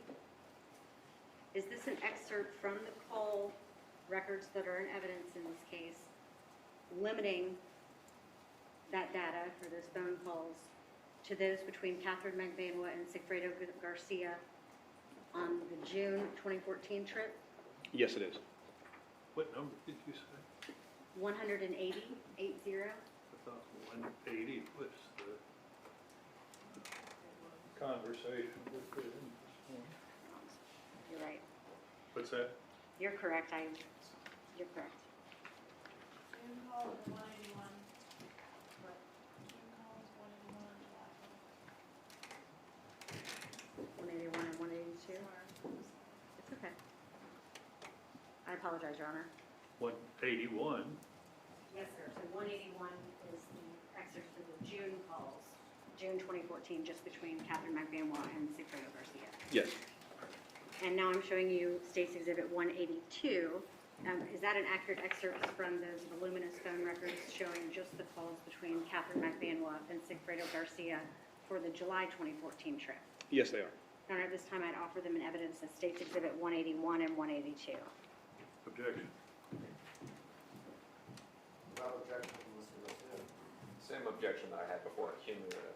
I'll admit 181, 182.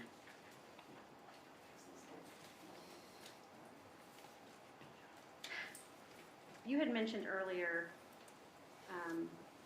in part of your testimony about location information, having reviewed Charlie Adelson's iCloud. That's correct, Is that yes. right? And that was pursuant to a search warrant to Apple for the contents of his iCloud. Yes, it was.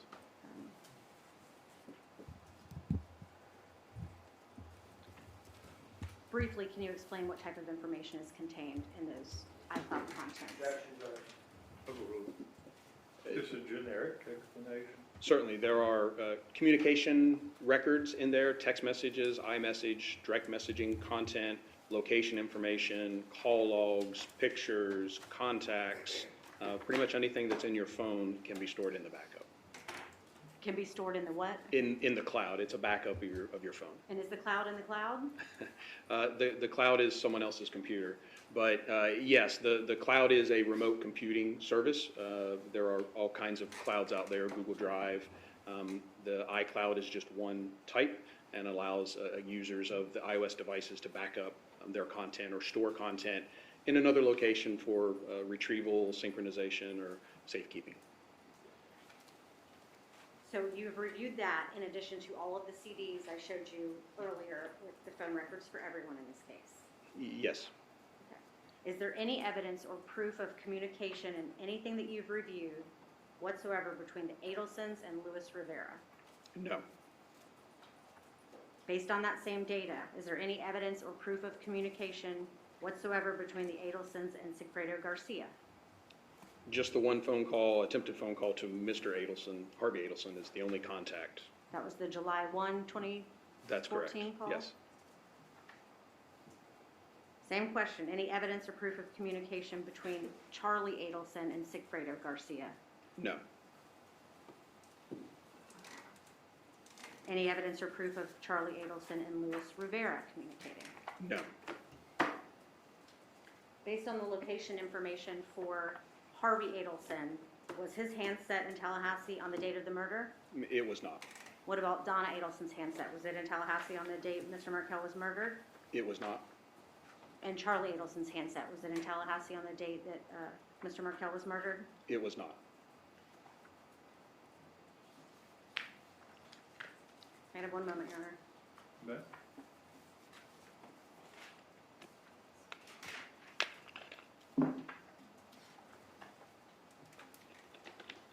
Thank you, Sergeant Corbett. I have no further questions. Why don't we take 10 minutes?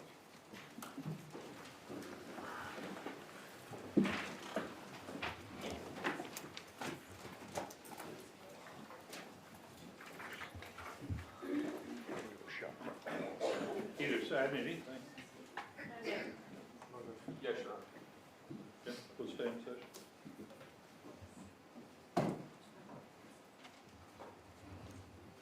Better be seated. Mr. Cobb. The discovery issue, Your Honor? What? The discovery issue? The discovery issue? All right, well, it was wait for Ms. Kappelman to tell me that she'd completed her research. I'm ready, Judge. Okay? So the exhibit was provided to the state, looks like it was certified on 9/10/19. It was not properly discovered, but it was specifically listed in the state's notice of intent to introduce business records 6 days later, 9/16/19, paragraph 39, DHS&B records regarding traffic tickets received by Luis Rivera on 7/16/14 and Secreto Garcia on 6/2/14. So,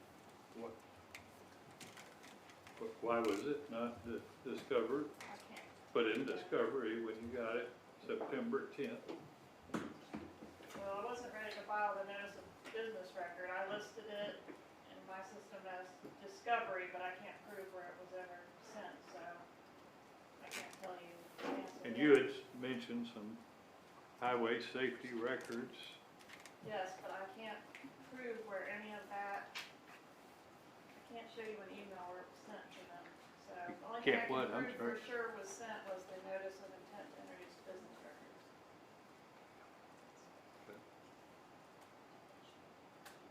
So the cost, Your Honor, it's no coincidence that this discovery issue is happening hand in hand with us not getting the exhibit from Ms. Norris. This is the second time that we've had this problem with this witness. I move for sanctions. It is clear that they were hiding this, not sharing it with us. I don't for a second believe that they just at the last minute threw this together. They had this in advance. They knew that Sergeant Corbett was taking the stand. They knew that it contained a piece of evidence that Ms. Kappelman has admittedly said was not provided to the Magbanwa defense team. It's not until just September 16th. no, it was never, I believe that what you'll say is the item was never provided to us, neither the DHS&B records for Secreto Garcia or the citation. Ms. Kappelman knows the level of investigation we have done on everything, and to quote her, no stone unturned. And that is how we've handled our work on this case as well, too. There's investigation that we would have done on this, that we would have needed to have done on this. That's all. What is that? What is the investigation you would do as to the traffic ticket? I'm just getting it right now, and I'm looking at it, meeting with witnesses. To give Your Honor an example of the citation that was given to Luis Rivera, the deposition of Sergeant Downing, finding out exactly what car was done. It wasn't just a matter of looking at the citation and taking its word for it. Speaking to potential witnesses, the location that it happened at, the time that it happened at, the officer that pulled them over, whether there was other occupants inside of the vehicle, if there were depositions of the other occupants inside of the vehicle, the officer that gave the citation. I can just say random things right now, but there would have absolutely been investigation. Your Honor, this is a case where we have flown all over the country deposing witnesses, spent hours and hours on the most simplest of details to make sure that this defendant gets a proper defense. Again, it is no coincidence that this happened hand in hand with us just getting this exhibit, this, well, not demonstrative, but an exhibit that Ms. Norris is using. Garcia. One more comment, Your Honor? Yeah, I'll let you have Garcia. I'll join in saying that I didn't receive a specific discovery amendment. I didn't receive documentation today. And I think it's a little bit more material to my defense, but I still think it's something that should be put on notice on.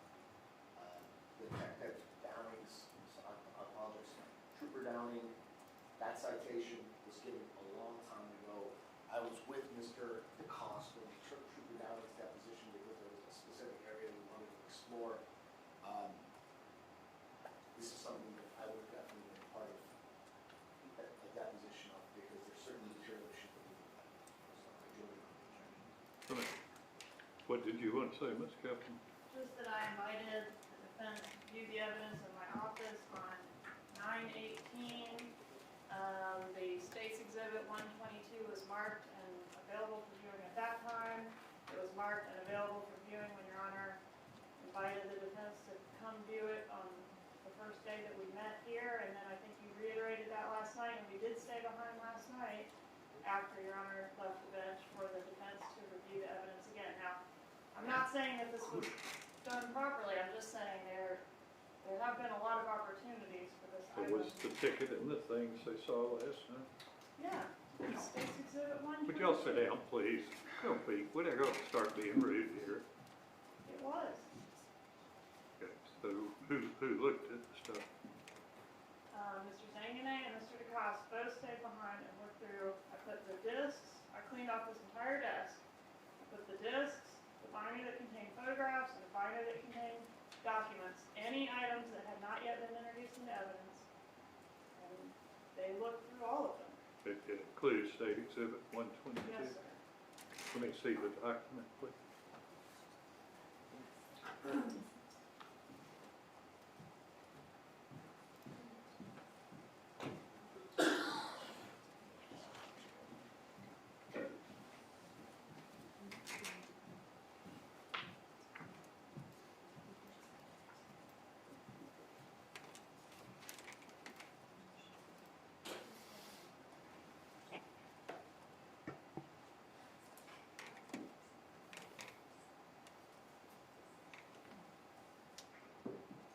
Lastly, Judge, I did provide the evidence list on the first day of trial, and 122 was listed there.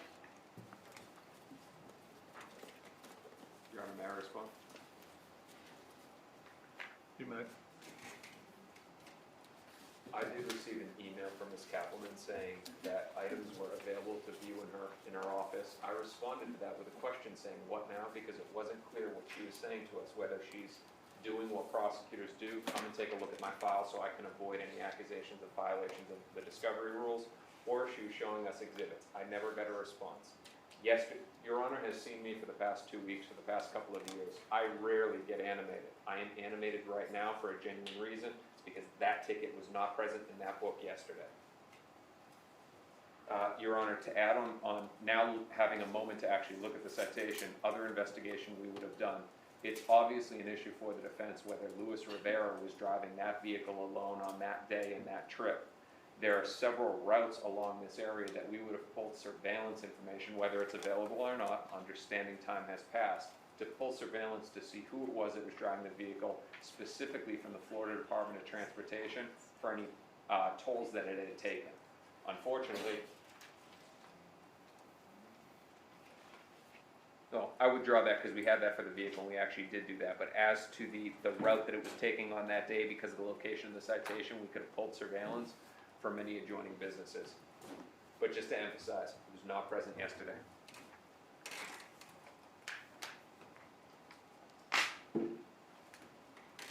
What, this is June 2nd at 9:48 p.m. What do you think the significance of that is, Ms. Kaplan?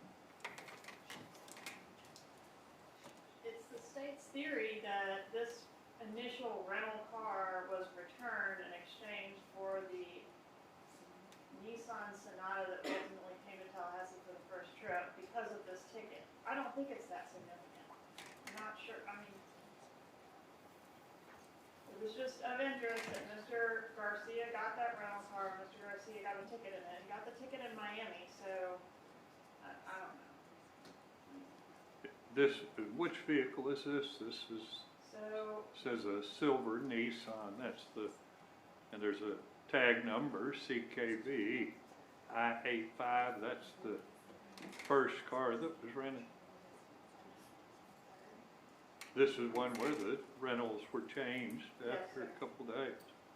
Is that the first? That vehicle on the second, we would argue the intent to come to Tallahassee in it, never did because he got a ticket in it, exchanged that for the Nissan Hyundai Sonata, which came to Tallahassee on the first trip. Does that make sense?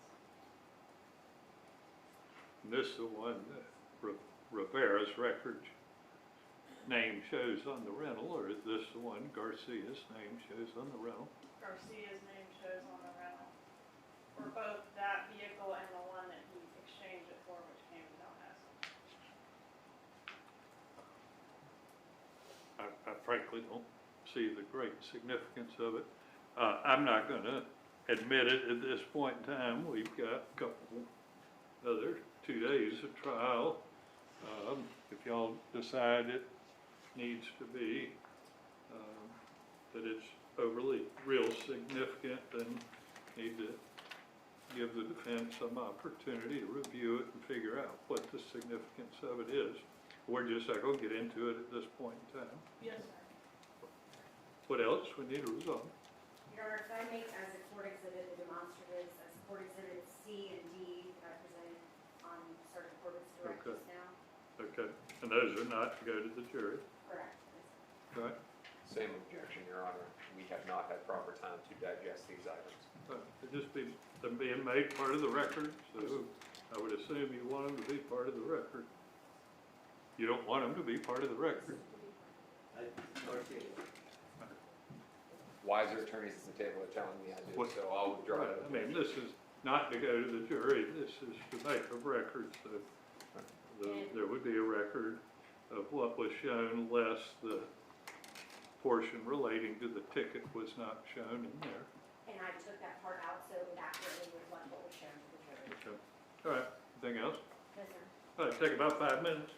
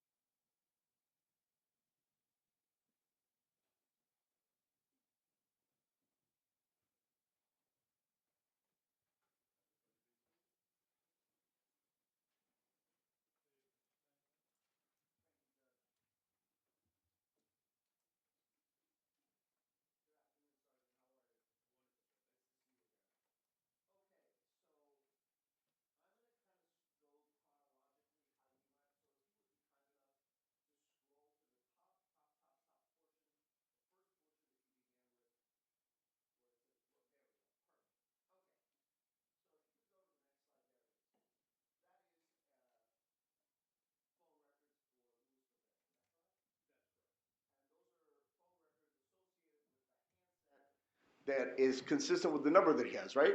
That is correct. And would it be fair to say that the only really cross-references you did with reference to this handset number was between Luis Rivera, Sigfredo Garcia, Catherine McManua, and the Adelsons, correct? No, sir. There were a number, if you're talking about persons involved, obviously, as I spoke earlier, one of the first things we do is a frequency report to see who it communicates with most frequently. That information was given to the investigators so that they could begin researching all of those numbers. And I do not know the extent to which they identified numbers of importance. When it came to the relevance, here it was between those primary parties, but anyone the handset communicated with was evaluated to some degree or another. Now, you're aware that Mr. Rivera was part of a criminal organization known as the Latin Kings, correct? Yes. Did you at any point or anybody in law enforcement do a cross-section between known Latin Kings and this photo? There were a number of contact information. So during the course of the investigation, we developed associated names with phone numbers. Those were provided to me from a variety of sources. One of them was from a previous investigation that involved a number of the people that you're speaking of. And those contact information was added to our automated system and would populate if there were previously known people. Again, that information was provided to the investigators, and whatever relevance that may or may not have been would have been their determination. Do you know if anybody that's in that list that you discussed had communication with Luis Rivera from May 28th till June 4th? No one that I'm aware of. You're saying no one had communication or no one has that information?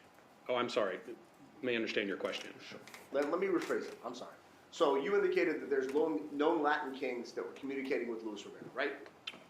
I'm saying that I was provided with contact phone numbers that were populated, and I do not know if there was communication between them or not. Again, that information is provided to the investigators, knowing who those people are. They're just phone numbers to me. Well, you know that they had a wire intercept of Luis Rivera's phone from, I believe, October to November of 2014, correct? Yes, sir. Right. And you're aware that during that wire intercept, known gang activity between Luis Rivera and other gang members was intercepted, right? I do not know the specifics of the intercept. That was a different investigation, but it is the criminal investigation that I mentioned. We did receive some of the contact information from that investigation. And so if there were names there, then they were added into our system, and that information was given to the investigators. So the question I have is, those names, do you have a frequency report, or are you aware of any of those names having contact with this number for the week prior to June 4th? I am not personally aware, no. Did you do any kind of analysis to determine if any of those calls were made? Outside of what I've mentioned, as far as any of the names that we have, or providing those phone numbers to the investigators that were familiar with that investigation and this one, I did no further investigation. Now, if you could go to the next slide, please. I'm sorry, you mean? It was the map. There it is. Okay.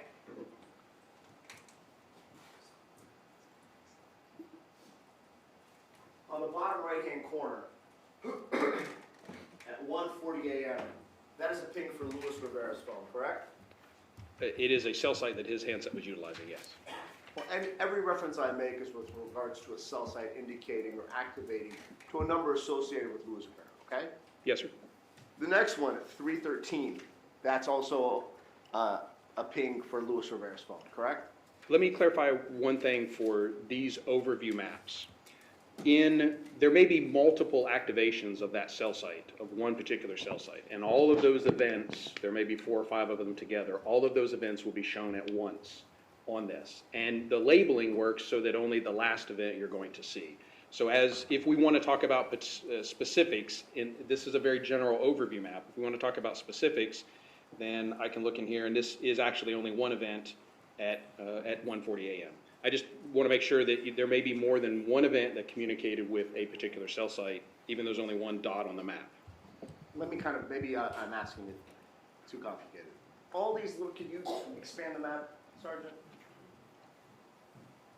There we go. All those blue dots, those are in reference to location information for Luis Rivera's handset phone, correct? That is correct. Go to the next slide, please.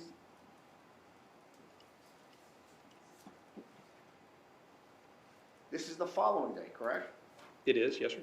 And you'll agree with me from 3:25 p.m., which is the top left-hand corner, all the way down to 12:47 a.m. Those are Luis Rivera's, those are associated with Luis Rivera's handset, correct? That's correct. Now,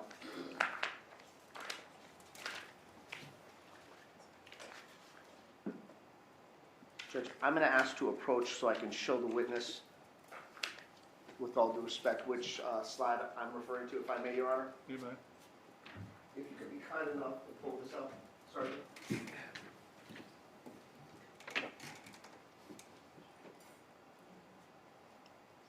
Thank you so much, sir. Okay. Now, this slide, there is a flag with a yellow, there's a yellow flag in the middle of the screen, correct? There is. And what does it say? It says Rivera's residence right underneath there. Is that correct? It does, yes.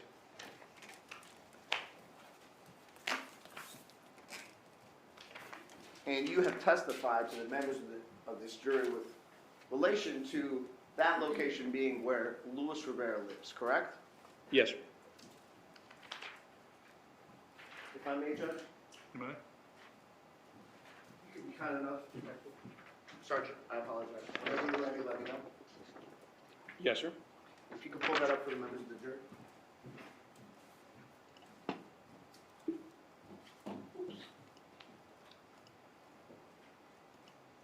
Okay, now, you'll agree with me that the map that we just looked at from June 4th to June 5th was related to Luis Rivera's handset, correct? That's correct. And you'll also agree with me that the yellow flag that you had highlighted a location in North Miami, correct? That is correct. Okay. Now here, on what I believe has already been introduced in this, into the evidence as a traffic citation for Luis Rivera, his address there is 1805 Normandy Drive, Apartment 3, correct? That's what's listed, yes. Now I know when you get pulled over, you give a police officer your license, right? Yes. Or I'm sure you've done it the other way around. If you pulled someone over, you ask for license and registration. So,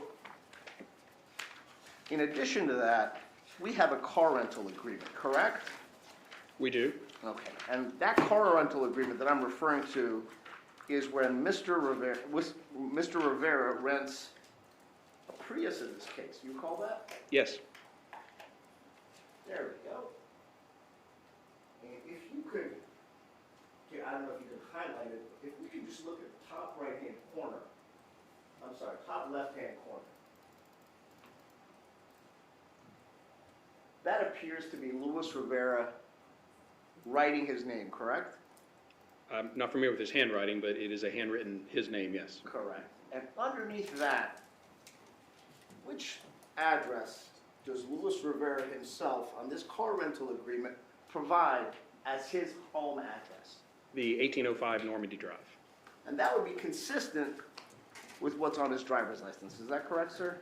It would be. Okay. Now, if I could show you another map, if you don't mind. Here we go. May I approach, Judge? You may.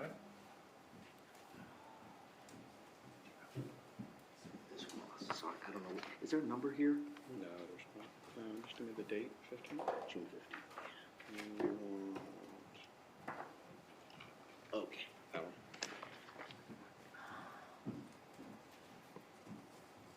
Now, you're not from South Florida, are you, sir? I'm not.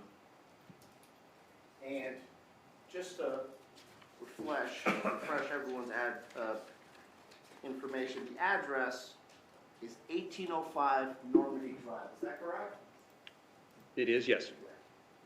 And is that Normandy Drive right here? It is, yes. And is that in Miami Beach consistent with what Mr. Rivera listed on the car rental agreement as well as on his driver's license? I'm sorry. I'm sorry. Is that the information Luis Rivera provided on his car rental agreement, correct? Yes, it is. As well as the address on his driver's license that was part of the citation that was issued on June 4th, correct? That's correct. And Normandy Drive, and that's in Miami Beach, right? It appears to be yes. And that location, if you could back it up, I'm sorry, one more, sorry, not. A little closer. A little closer, there we go. Sorry. It's okay. So, according to this map, Normandy Drive is right across that little bridge between where Miss McManus' residence is that correct? Yes, I'm not familiar with the exact, where that exact numeric would be, but it would be consistent with that area, yes, sir? Now, if you could, if you'd be kind enough, sorry, this is, if we could go back to the slide that you had that showed the yellow map of Mr. Rivera, which you indicated, which was testified under direct as his address. You could find that for me, sir? And I'm sorry, the one we looked at previously? The one that showed, it said Rivera's residence in yellow. Now, pardon me. What does it say right here? North Miami? And Luis Rivera was the Inca or the Primera of the North Miami tribe of the Latin Kings. Is that correct? I'm not, If you know. He said he did. Okay.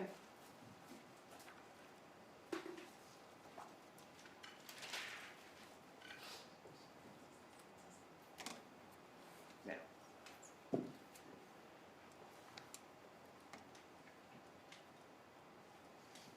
I know that we discussed this during your last time up, but just to clarify again, the information that you receive from the cell towers is simply an approximation of the general area between accompanying towers, correct? well, what I received from the phone company is actually the antenna that's being used. It's the location and the direction of the cell site that's actually being utilized for that event. We simply represent that on a map and then compare it to known locations. And so what they have is they have an antenna that could be at a specific location, and a vehicle could be at the farthest reaching perimeter of where that antenna's radius is, and it would relate to that antenna, correct? Well, a handset is going to choose the cell site that it sees with the best available signal. And there are a lot of factors that influence that decision. I guess the answer to your question is yes, a handset at the furthest reaches of the effective range of that tower would still communicate with that tower. So there's no way to know specifically where a cell phone is, correct? That's correct. And in all of these, I'm only providing a general location or a general area that may be serviced by that cell site. Now, in all of the evaluations that you did and all the data that you complied, were you able to determine if any of the other antennas were down or not serviceable at the time? We look at things like use to determine if other cell sites are maybe not in service. There's no indication, particularly looking at if we know they're being communicated with, if we know we have events that are communicating with those cell sites, then we know those cell sites are functional. So that's kind of one thing that we look at.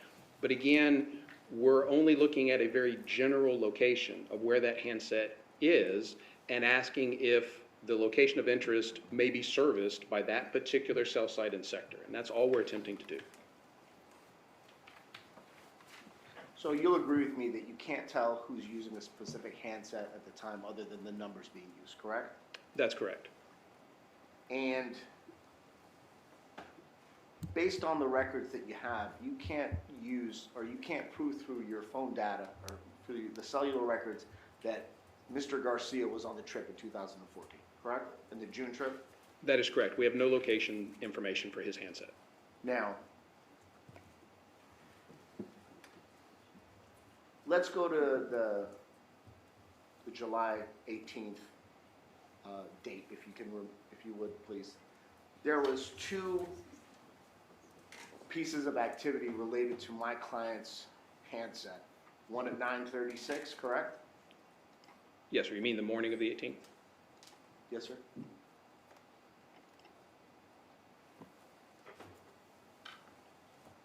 There was two activities on his handset that day, correct? That's correct. One was a text message, correct?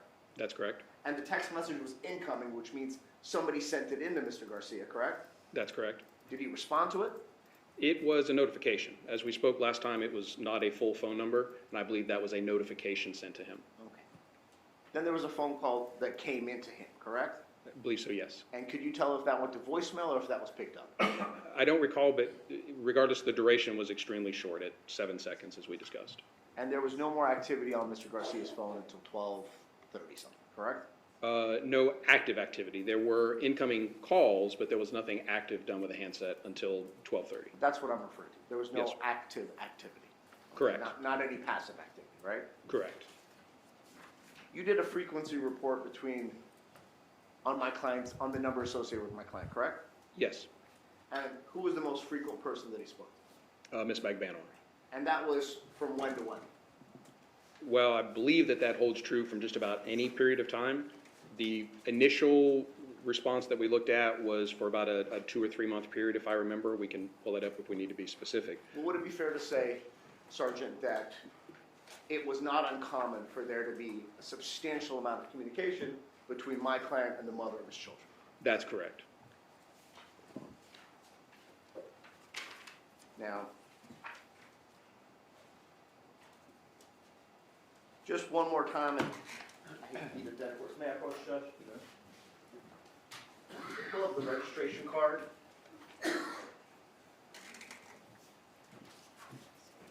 And this is the registration card for the Budget Inn in Tallahassee. That's correct. And that's again the 1805 Normandy Drive address, correct? That's correct. In Miami Beach? Yes, sir. And that's inconsistent with the address that you have highlighted, correct? That's correct.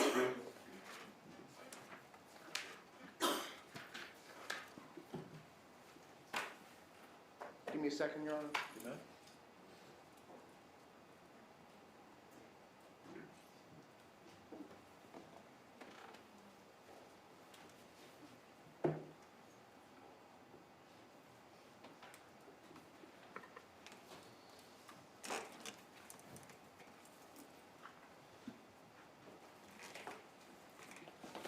Judge, I'll tender the witness with a right to recall Sergeant Corbett's. Thank you.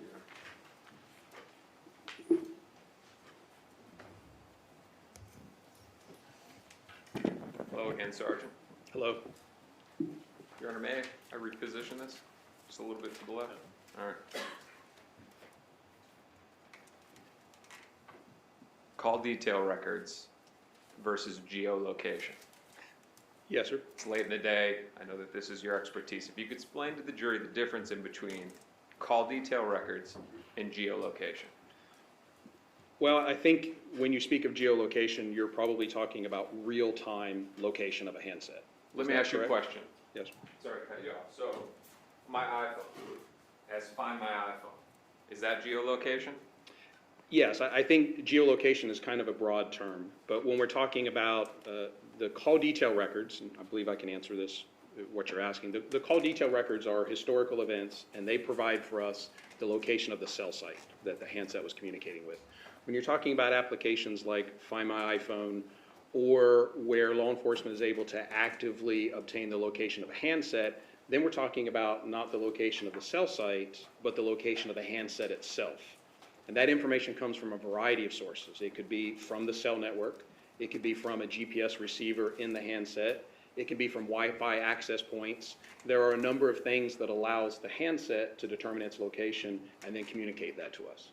Now let's answer it with respect to accuracy. Geolocation, Find My iPhone, more accurate than call detail records, which will just give a generalized area. In almost all cases, yes. Anything where the handset is actively trying to help us find it is going to be more accurate than a cell site location. If I tried to find my iPhone using call detail records, I may find myself walking around an entire neighborhood trying to find it. You could, unless you left it at your friend's house that you communicate with frequently, and we knew that that address was within the cell site, then you may get lucky. But yes, the geolocation is much more accurate. unless I get lucky with the call detail records. Right. Now, I want to explain a little bit how you call them antennas, right? Yes. Your Honor, if I could have 1 second.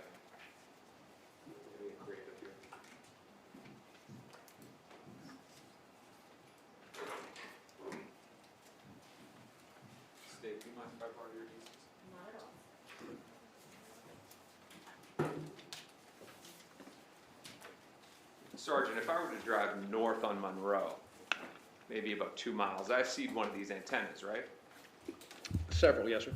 Now, these antennas, normally they're 360 degrees, but they're broken up into, what are they, 3 segments?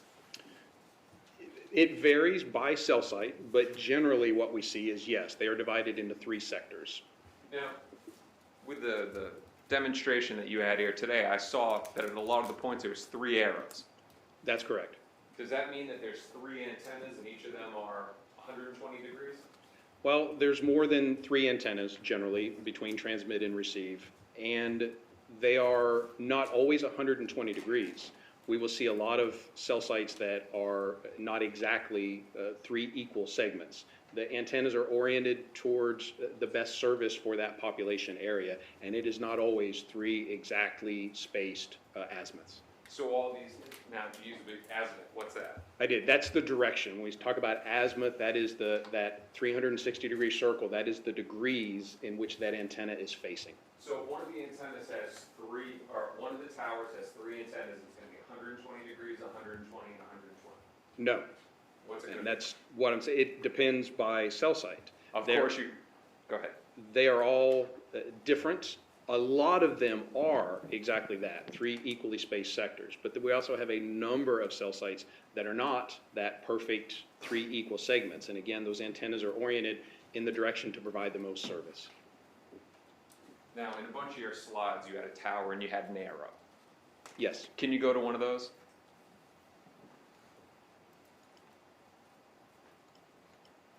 Doesn't matter which one. Okay, perfect. So, when it's got all the different little arrows next to the big arrow, is that for each sector? It is, and in this case, we actually have 2 different technologies on this cell site, and when they added the additional technology, they kind of rotated them all. So one technology, and when I speak of technology, I mean like 3G or 4G, our data speeds, and whether we're voice over LTE or traditional kind of cell phone. So there's really 2 different technologies here that are represented by those. Each really only has 3. All right, now your presentations are in between part 1 and part 2, right? I'm sorry, yes. 1 second here. If you go to part 1, slide 4. I'm sorry. You may want to mute me real quick, just so that as I'm switching presentations, I don't accidentally display something. Perfect, thank you.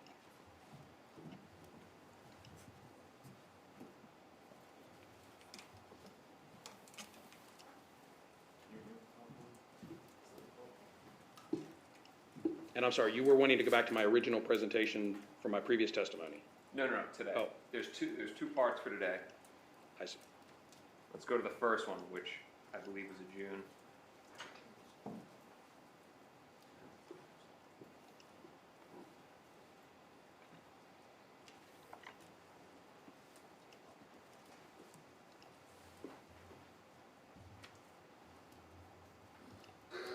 And I'm not sure exactly which is slide 4 It's on okay. your. We'll go back. Okay. Just go to a random one with one of the arrows are down at my hand. How about that? One of the arrows down in my. Tell me when you're good enough to turn it on. You can turn it back on now, thanks. Oops.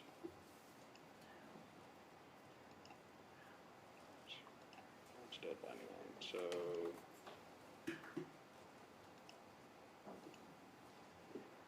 That would be one with the. Yeah, perfect.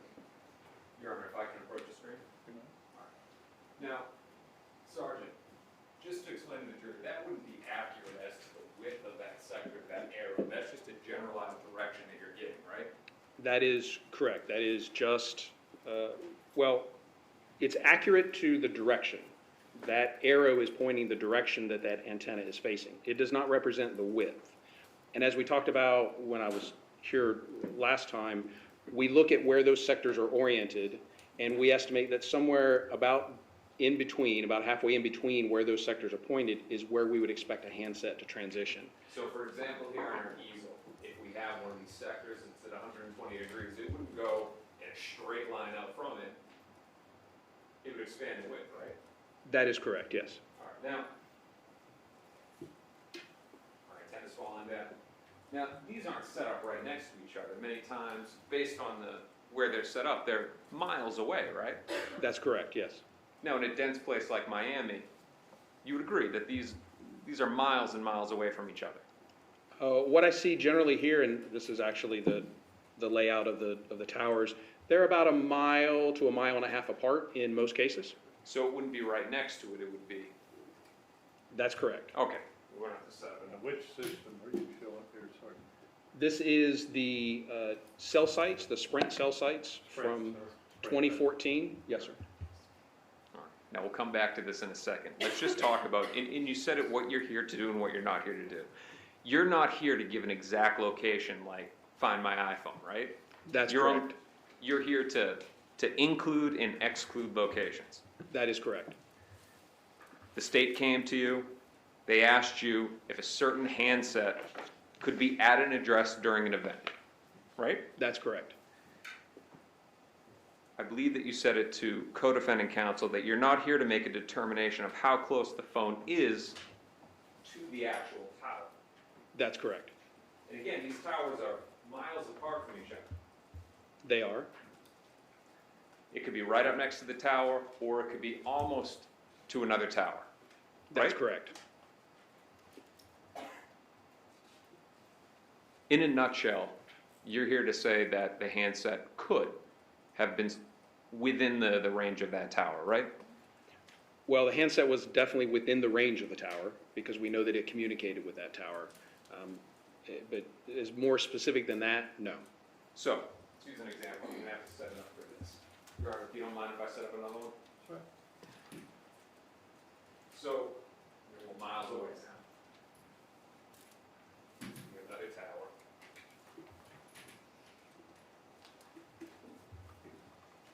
These two towers have antennas that are pointing in the same location. All right? Now, the signal that's coming from this tower, we'll call this Tower A. It doesn't just go up and all of a sudden drop off a cliff, right? That's correct. And neither does that happen, we'll call that one Tower B. Correct. Now, this tower seems to not want to cooperate and keeps falling over. Let's say something happens to it. It's being serviced, it's being maintenance. This one goes down. I could be within the vicinity of Tower A, but get picked up on Tower B, right? You could, yes. Because that signal doesn't just drop off a cliff. That's correct. It's a system of redundancy. It's a system of the most efficient layout. The purpose of the cellular companies is to provide exactly what they need to and not waste energy, not waste towers, not waste resources. So it's laid out very efficiently. There is and there has to be overlap so that, as you say, the signal does not just end. There is overlap from one cell site to another, and that allows us seamless travel. We can get in a car and drive, and in theory, you don't drop the phone call because there is that overlap, and as we transition from one cell site to another. Overlap. Yes. Now, you can't give an absolute as to a person's location with call detail records, right? Not talking about the handset, talking about a person's location, right? With the call detail records that we're using here, no. Well, the first thing there's unknown variables. One of them being you don't know who has a handset. That's correct. That's why we say handset instead of the person, right? That's correct. Now, with respect to your analysis, that's also believing that the system, and when I say system, Tower A, Tower B, all the towers in Miami, that they're all working as they should be, right? That's part of it, yes. That they're working normally. Yes. Although it is rare, we saw it with Tower A, every now and then they go out of service. It's rare, but they go out of service. That's correct. It could be maintenance, right? Yes, It could be a storm, right? yes, Or it could just be electronics breaking. it could be, yes, We've seen it for the past 2 weeks in this courtroom. we have. You can get records of when things were maintenance or when they were down, right? Sometimes we can, yes, Sometimes. correct. We don't have it in this case, though, do we? We do not. They were never obtained, They were not. nor were they requested. That's correct. So again, we're assuming that this system was working normally. Again, we know from the records, the cell sites and sectors that were working, because those are the ones the handset was communicating with. Those in and of themselves tell us the approximate or general area that handset could be in, and is enough for us to make that determination. If we were trying to get extremely granular and take my general area and bring it down into something more specific, then that's the kind of information that we would want to do. But for our purposes, it's unnecessary. When you say granular, what you're talking about is to get more detailed, right? That's correct. So we could get more detailed with this information, but we've just chosen not to. In some cases, it's possible. I would say that it is impractical to do. We've looked at hundreds, if not thousands, of different cell sites and sectors, and to obtain the information, to do drive tests, to do the software, the engineering, all the things that requires, I would say is an impossible task in this case. Sergeant, when is it more practical? When is it more reasonable than in a murder trial? Well, Overruled, you can answer. I think it's always important. Anytime that we utilize the cell site information, it is important to do what we can. Again, for our purposes and what we looked at in knowing the cell sites that are used and knowing the places of interest, and we compare those continually with other known events, places where we knew people to be from other evidence, then we're able to corroborate that information. And that's the way that we use the records. So you say because it works normally in other locations, it must have worked normally here on these dates? What I'm saying is that for the locations I analyzed, be it a residence or a hotel or whatever, that location was well within the coverage area of the cell site and sector that was utilized. And I don't really need to know to evaluate that one location. That's all that I need. Sergeant, I want to pull you back over to getting what we were talking about, which is maintenance records, outages, stuff like that. Now, you said that it would be, cumbersome to get that, I think granular was your word, or I use detailed, to get that detailed, that it would be a big process. We're just talking about one day here. We're talking about June 2nd, 2014, for a handful of towers. You could have gotten documents to find out if any of those towers went down, right? I don't know for sure those documents were available. And for us, we're not talking about just one day or one event. We were looking at weeks and months worth of events, and then sometimes years worth of events that encompass thousands and thousands of cell sites. Sergeant, correct me if I'm wrong, you had 2 presentations here today, right? That's correct. One of them was for a few days in June, Yes, sir. and the other was for a few days in July. That's correct. And we're talking about 10, 20, 30 towers on pretty much all of those dates, between Miami and Tallahassee, right? You're looking at many more towers than that. Okay. Just taking, for example, June 4th, you could have gotten for the 10 towers down in Miami to send a subpoena, say we want to find out on June 4th whether those towers were operational for the full day. That could have been done. There's a possibility that information exists. But we don't have it. We do not. Now, let's change gears. During the course of this case, for the year since it's happened, you've been in close communication, of course, with the investigators in your building at the Tallahassee Police Department, right? I have, yes. And also the FBI. Yes. In fact, you've had frequent conversations with the FBI. Well, I think you said immediately after the incident and for the first, years of the investigation, yes, absolutely. That has certainly trailed off, after. You would agree frequent conversations, though, at some point, Yes. more towards the beginning, Yes. before the arrests were made. Yes. And that information was then put into reports written by your colleagues at the Tallahassee Police Department, right? It was. And also the FBI, I believe so, yes. in what's called their 302 reports. I believe so, yes. You being a sergeant, many years on the force, married to a prosecutor, you then know that those reports, once arrests are made, are given over to defendants, Correct, like Luis Rivera. correct. Correct me if I'm wrong, you gave detailed, step by step by step, the direction of calls, the locations, all of that, to be put into reports for discovery in this case. I certainly provided all of that information to the investigators. What they chose to document or what was necessary to document to establish probable cause, that's their determination. But it's your understanding that they put all your details into reports that were later given to Luis Rivera. They didn't put all my details in, but they certainly did put at least some in. If you could go to, now I'm going to refer to what you've presented here as presentation 1 and 2. Presentation 1 is for June, Yes. presentation 2 is for July. For me, they're all one presentation. They just happen to have been printed in 2 sections for you, that's all. That's, I'll make it easier. If you can go to the June stuff, okay? pages 11 through 12. Start with page 11, please. And I'm not sure exactly which page 11 is. Again, You could show them what page you're talking about, it probably is system. Oh, on our side, we have a PDF, so we get page numbers. Okay, I'm sorry, I thought you had the page.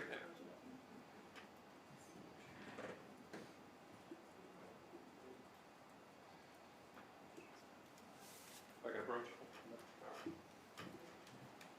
So I'll do this for you, I'll show it to you. okay. So that's, So it's gonna be those two. with that one and the next one. Yep, okay. Yeah.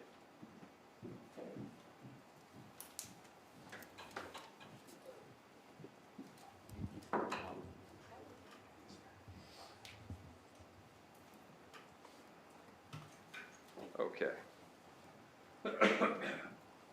Now, your testimony was that Miss McVan was handset, leaves the area of Miami Beach, travels over to Comfort Rent-A-Car, right?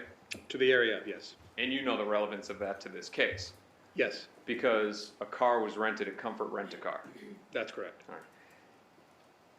And using your language, it's consistent with her being in the area of a tower around 853 and 858, right? That's correct. If you can zoom in at all, so we don't need to go to the next slide, you can just zoom in here for me. You can go a little bit to the left. It's also consistent with dropping somebody off the airport, right? It could be, yes. Also consistent with dropping off the father of your children to go rent a car, right? Could be, yes. No information here that ties her then to a murder. That's correct. And you wouldn't conclude that, would you? I would not. If you can go 3 slides forward, it's a slide that had Geico. There we go, Geico Insurance. Now, of course, you know that it's Geico Insurance because you took the 800 number and you ran it and you found out. That's correct. Who do you have for insurance? Who do I have? Yeah. Progressive. All right. Now, you know, like most of these big companies, that those calls are recorded, right? They could be, yes. No subpoena sent to Geico to find out. I didn't know what was going on. No subpoena sent to Geico to find out what was going on in that phone call, right? I did not, I'm not aware of a subpoena sent for that particular phone call. All right. Let's go 3 slides forward. I think it was the one about Rivera's residence. Yeah, we can use that one. Who told you that's Rivera's residence? The investigators in the case, Which investigator? Isom and Sanford. Didn't tell you whose residence that actually is? Jessica Rodriguez, Then why doesn't it say Jessica Rodriguez up there? because it was where, the information given to me is that's where Mr. Rivera was staying.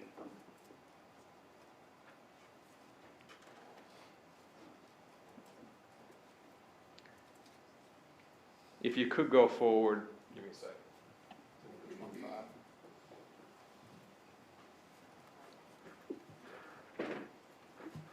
Here's a slide, it's about 25 on our end, it's about 10 forward. It's the one with the citation for Luis Rivera.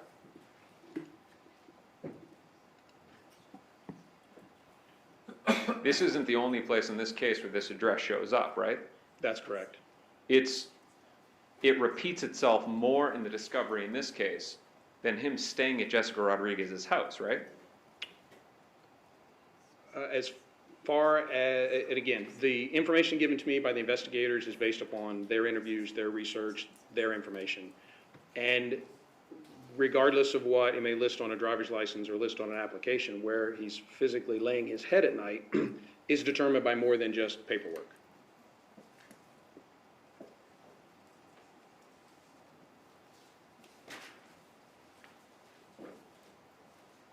Give me 1 second from the 47.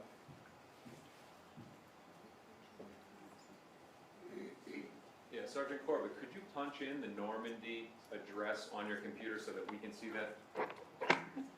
You'll need to mute me first, please.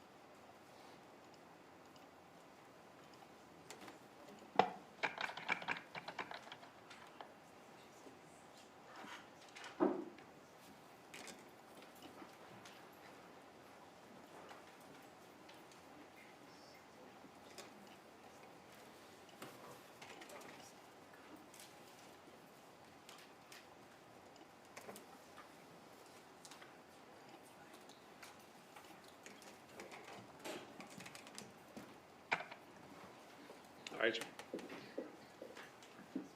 City's ready? Yeah.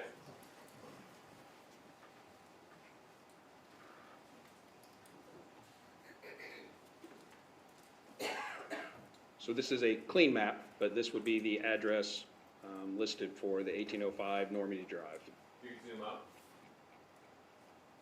Zoom back in just a little bit, keeping in the bottom right here. Correct me if I'm wrong, that's where Captain McDaniel lives? That's correct. All right, so fast forwarding in your direct examination, at one point in time, you were asked about Charles Adelson's whereabout on July 15th, That's correct. and that he was in the prosecution emphasized that he was in the location, Captain McDaniel.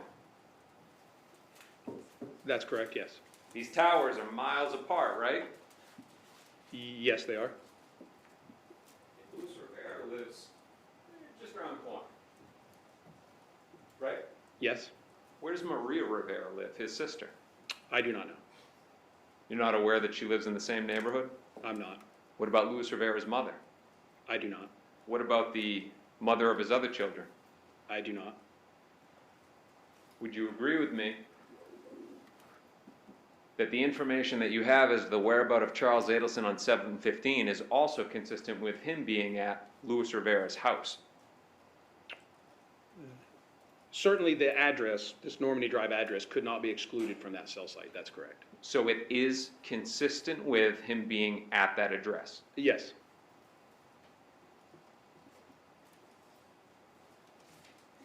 Give me a second, Jerome, I'm going to get another page number here. We're going to go to the July stuff now. All right.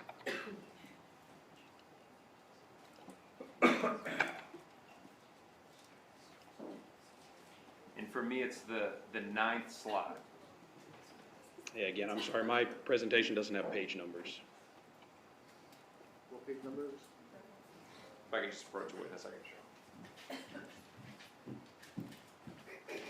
So, which day? July. Now bring in the computer. 1 second, Jerome.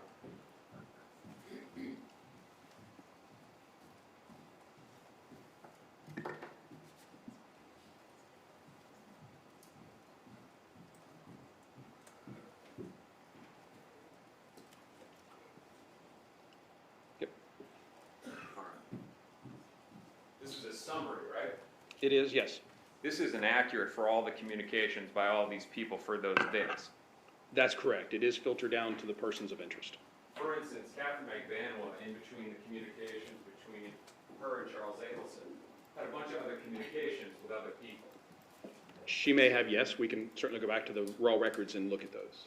What's been done here is that you have the records of Charles Adelson, Catherine McBanwa, and Sigfredo Garcia, and you're pulling the bits and pieces and then stacking them together and removing out all of the other communications that they're having to make it look like one after the other, after the other, after the other are the communications that are happening.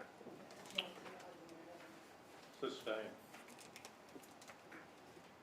You would agree with me that there were a lot of other communications that Catherine McBanwa was having that day with other people.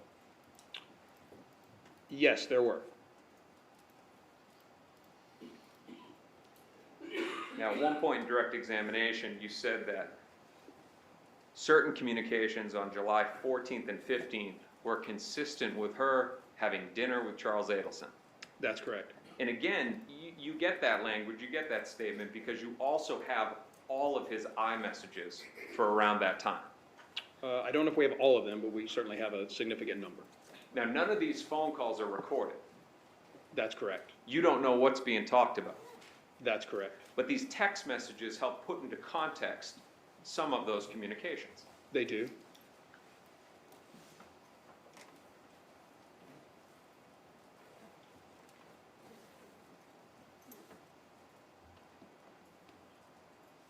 Brief second here, we pull up another slide.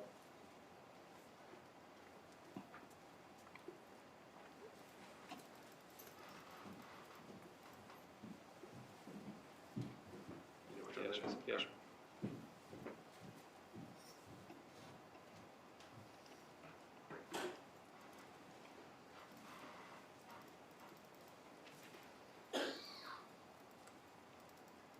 Now, same thing's going on here, right? There's a whole bunch of other communications that Catherine McBanwa was having that day that aren't in that summary, right? That's correct.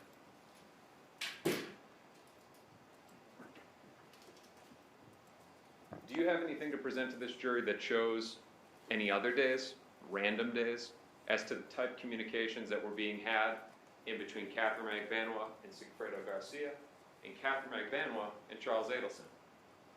But certainly, we have all of her records. We can look at any of that. Now, those records, they begin in May of 2014, right? That's correct. You remember that prior to your examination, I provided over to you some parts of those call records to take a look at them, right? That's correct. The main ones? I'm handing you what's been pre-marked as Defense Exhibit 8. You know what that is, right? I do. That's one of the spreadsheets that I gave you with the state's evidence, right? It is. You've had a chance to review that, I have the records themselves, yes, sir. and it accurately reflects what's in the records, right? It does, yes. And the one that I've just handed you is in same or substantially the same condition of the one that you have, right? Yes. You ought to move in what's been pre-marked as Defense 8. Is there objection to be admitted? Now, Sergeant, correct me if I'm wrong, Defense 8 is for a time frame of May 1st and May 2nd, 2014, right? It is, yes. Now, that wasn't a date of interest for this case, was it? I do not know that it was. That's 2.5 months before the murder? Correct. No indication that anything was going on that day? None that I'm aware of. No request from the state attorney's office to hone in on that day and take a look, right? No.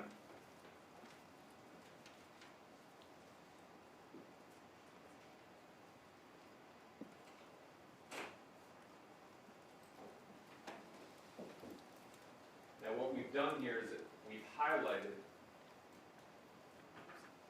the phone numbers of different participants, right? Correct. Sigfredo Garcia is in green. Charles Adelson is in blue, right? Yes. Same volley of phone calls on a random date, right? Yes, there is back and forth communication. No different than the dates in June, the dates in July, right? Only different in time, duration, but yes, there is regular communication between them. Where Catherine will talk to Sigfredo, the father of her children, hang up the phone, call Charles Adelson, the guy she's dating, then maybe communicate back with Sigfredo, Mr. Garcia, communicate back with Mr. Adelson. That's normal throughout all the call activity that you have for her, right? Again, there are a number of communications back and forth between all of them. But there's nothing peculiar about the activity on the dates in June and July when compared to other random dates, right? Again, none that I'm aware of.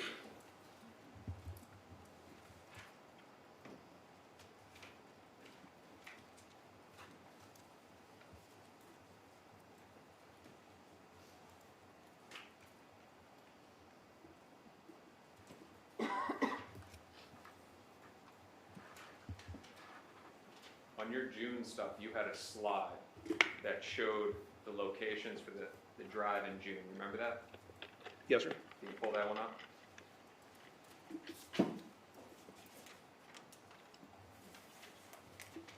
You about the overall drive? There you go. I'm sorry? You mean the overall drive, this one? That's the one. Okay. Correct me if I'm wrong, this shows that there's a believed trip between 12 a.m. and 3 a.m. to 12 a.m.? What's the time frame of this trip? Well, we have an event at 1:40 a.m. that would be consistent with the North Miami area, and then by 3:13, they're well onto Alligator Alley on 75, and that I'm can... going to object to the classification of they. The only evidence here is Luis Rivera's handset. Talk about the handset.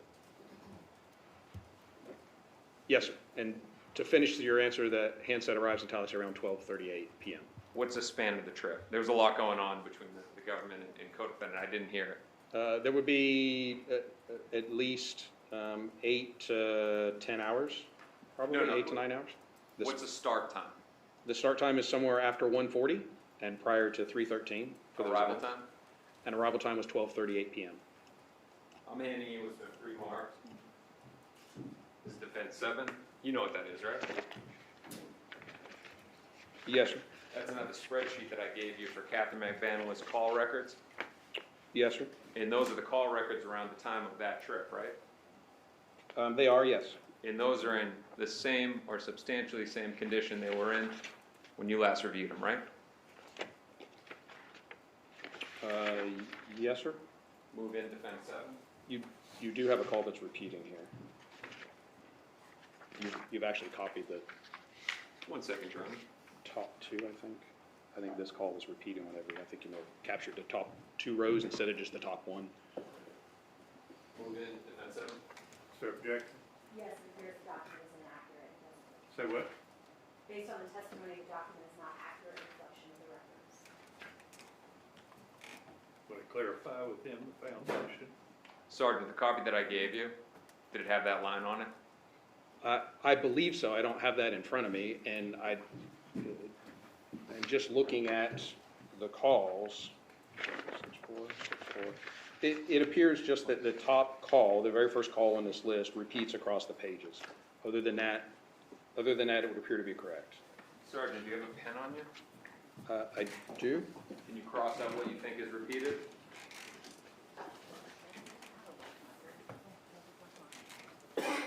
Here's some.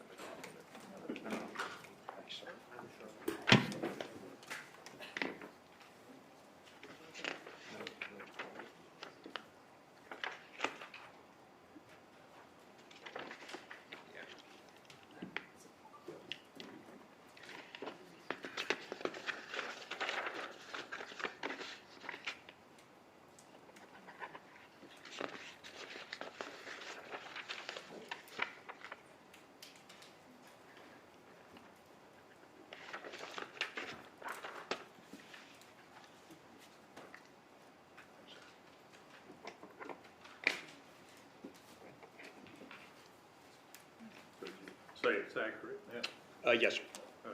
No justification. It'd be admitted 7, defendant McVanill, exhibit 7. Sergeant, the government on your direct examination asked you about some statements made by Luis Rivera with respect to Wendy Adelson. You remember that? I do, yes. Now, you also know the testimony by Luis Rivera that he says that on trip 1 up to Tallahassee, that Sigfredo was constantly on the phone with Catherine McBanwa, right? I'm not aware of that specific statement, no. If you could, taking a look at Defense 7, show me any phone calls during that trip between Sigfredo Garcia's phone and Catherine McBanwa's phone.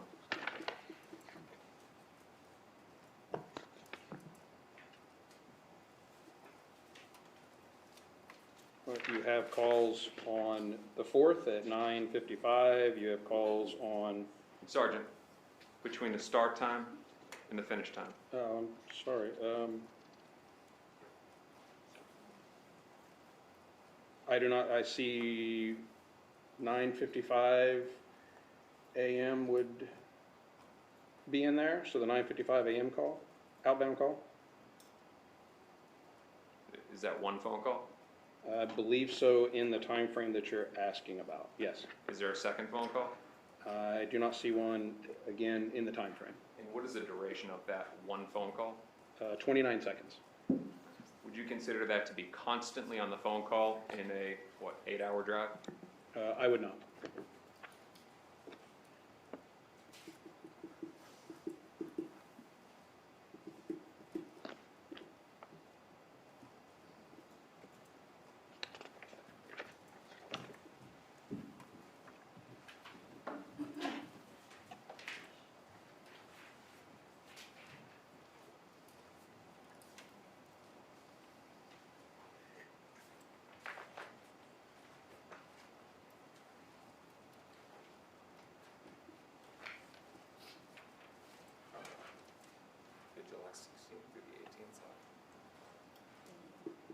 Sergeant, I'm handing you has been pre-marked as Defense 9. You know what that is, right? Yes, sir.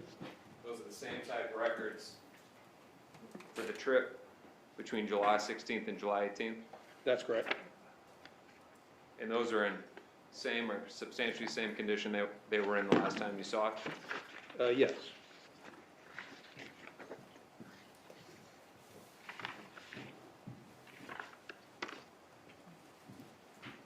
Move in Defense 9.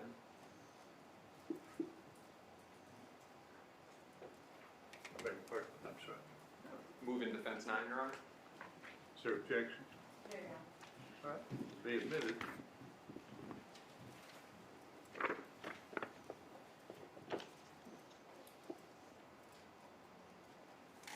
Sergeant, since you're aware of some of Luis Rivera's testimony, are you aware of the testimony that he gave that the day before the murder? Your Honor, I object to asking about testimony of another witness. Sustained. Are you aware of Luis Rivera's information that he gave prior to his testimony in trial about seeing Wendy Adelson on Trescott Drive? I am aware of, yes. And that specifically, he said prior to his testimony that after seeing her, he had a conversation with Sigfredo Garcia, and that before noon that day, which would be... Did you need something? I'm sorry. Were you trying to signal something? Oh, okay. Maybe you needed a pad or something. Okay. the day before, which would be July 17th, that he said that Sigfredo called Catherine before noon that day. I'm not aware of that. I am aware of the reported sighting of Ms. Adelson. It was asked to evaluate location information for that possibility. I'm not aware of any subsequent stated communication. Now again, the records that you have in front of you, those are the government's exhibit, just we've color-coded it so that you can easily identify the phone numbers, right? That's correct. Were you asked by this government to find out if Sigfredo Garcia actually called Catherine McBanwa before noon on July 17th, like he said? I do not recall being specifically asked that, no. Can you do that for us here today now? I can, yes. Is there a phone call from Sigfredo Garcia to Catherine McBanwa on July 17th before noon? Not in these records, no. You say not in these records. Are there other records that would more accurately reflect Miss McBanwa's cell phone records on that day? No, there's not. Those are all... For this particular phone, these particular records, there's not. No phone call from Sigfredo Garcia to Catherine McBanwell before noon on July 17th. That's correct.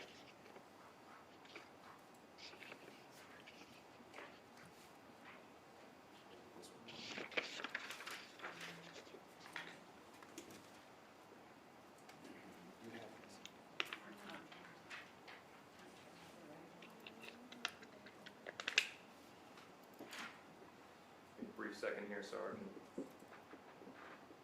Unfortunately, we didn't have these before today, so I gotta find the page and show it to you.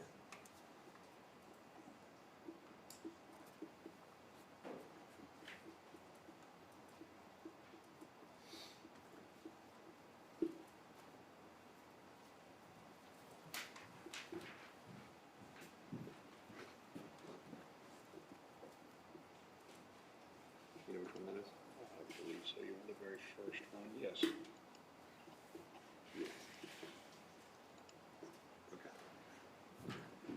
I'm also handing you pre-mark is Defense 10.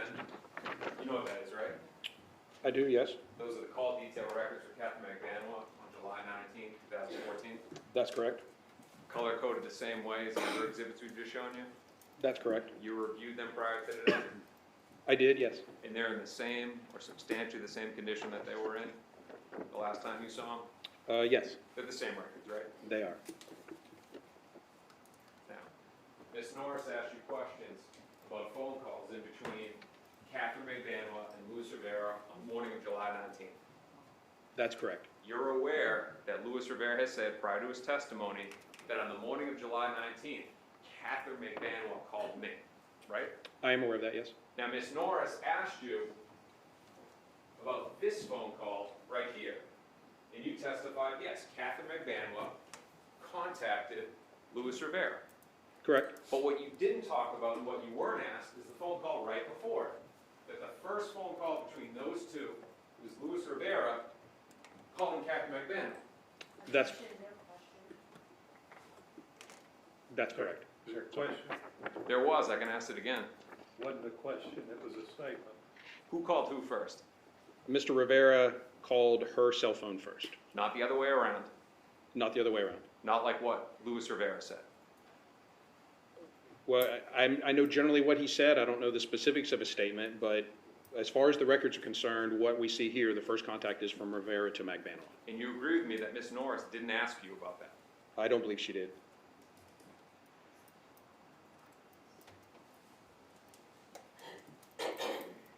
Now, if you could, there was a slide that you had that had Miss McBanwell's location with respect to, I was going to say Rivera's residence, but it's actually Jessica Rodriguez's residence on the morning of July 19th. If you could pull that up. And this is in between the times of 10:02 and 10:31.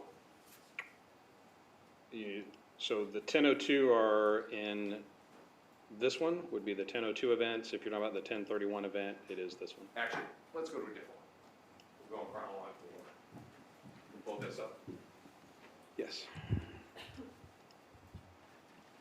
Now, you testified that Charlie Adelson's residence was north of her path of travel that morning, right? That's correct. It's the theory of the case, right? I assume so, yes. Leaving Mr. Adelson's house the morning that Luis Rivera says that a money payment was made, right? Yes. Where does Yindra Velasquez live? I do not know. You weren't asked to plot that address. That's correct. Where does Francis McBanwell, my client's brother, live? Very close to the Adelson Institute. Which is also north, right around where Charles Adelson lives, right? Further north than that, yes. Wouldn't you agree that it's misleading to only put Charles Adelson's address there? Sustained. Why didn't you put these other addresses in there? The address I was asked to look at was Mr. Adelson's to see if that address was one that could be consistent with where she was coming from, and that's what's on the map. Asked by these prosecutors. Sustained. Mr. DaCosta asked earlier, we're not going to get into disparaging other counsel. I know you're going to object if they disparage the defense counsel. The stated attorneys are not on trial. Don't disparage opposing counsel. Understood, Your Honor. Sergeant? You go to that slide. Is this the first? Yeah, it's this one.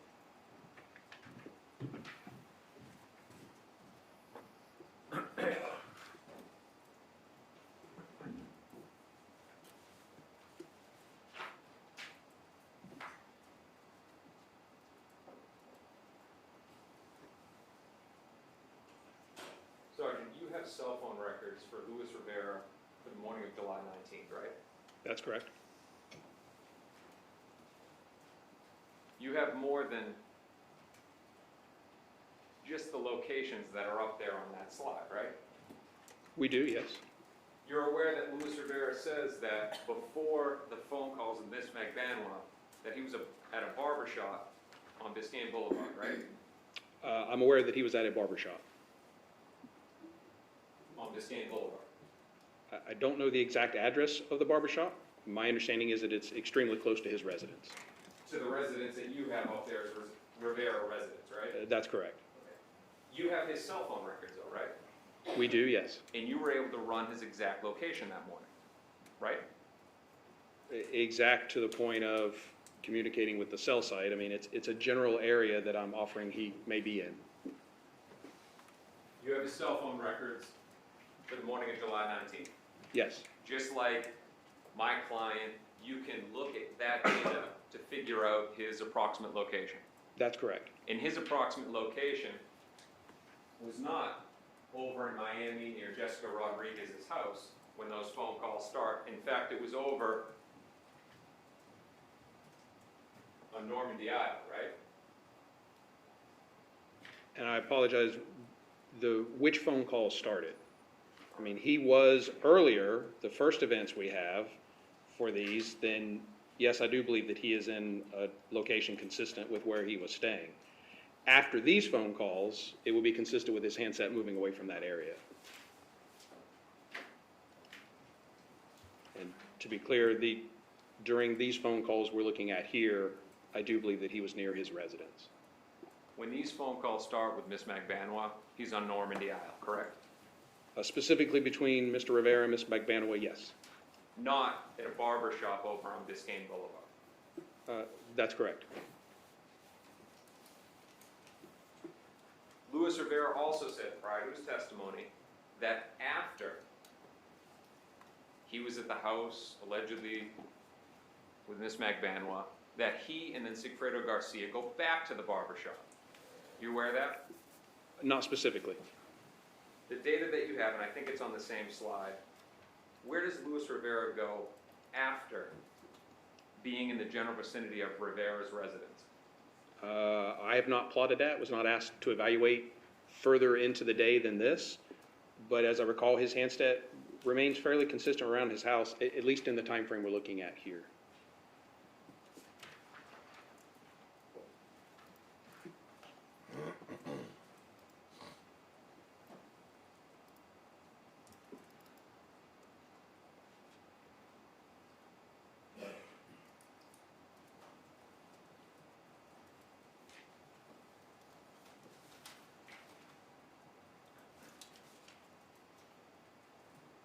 If you can go back to the slide with Miss McBanwa's locations in between 10:02 and 10:31.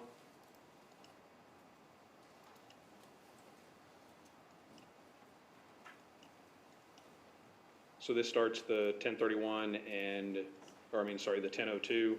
Yeah. Do me a favor, you can go over Rivera's residence and zoom in. A little bit more. A little bit more.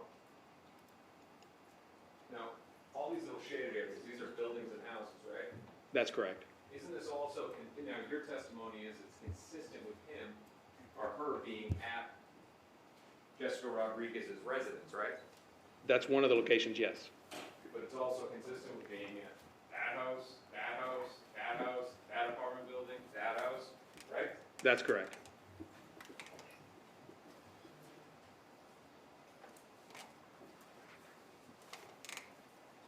Correct me if I'm wrong.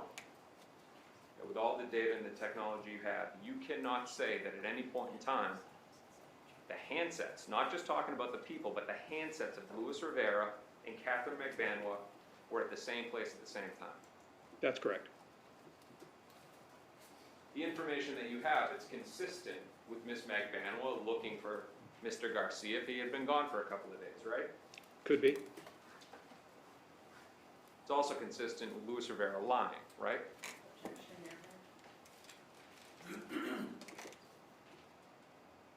I'll sustain the objection argument.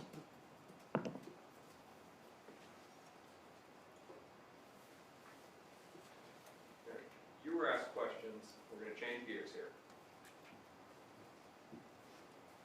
And we're done. Pulling that stuff up. You were asked questions about phone calls in between Miss McBanwa's phone on June 5th and July 17th to a number of 305-934-6615. That's correct. And it is your belief that you're understanding that that is Luis Rivera's phone. It is my understanding that it was a previous phone number for him. All right, now the way that you guys know that, when I say you guys, I'm talking about Tallahassee Police Department. A subpoena is sent to Apple, and in response you receive documents, right? We did subpoena documents from Apple, yes. Or either by subpoena or search warrant, yes. Do you remember the phone number that you received back from Apple as belonging to Luis Rivera? I did not receive those. I'm not sure, no. Would it help you to take a look at the Apple response? Sure. It's the Apple documents.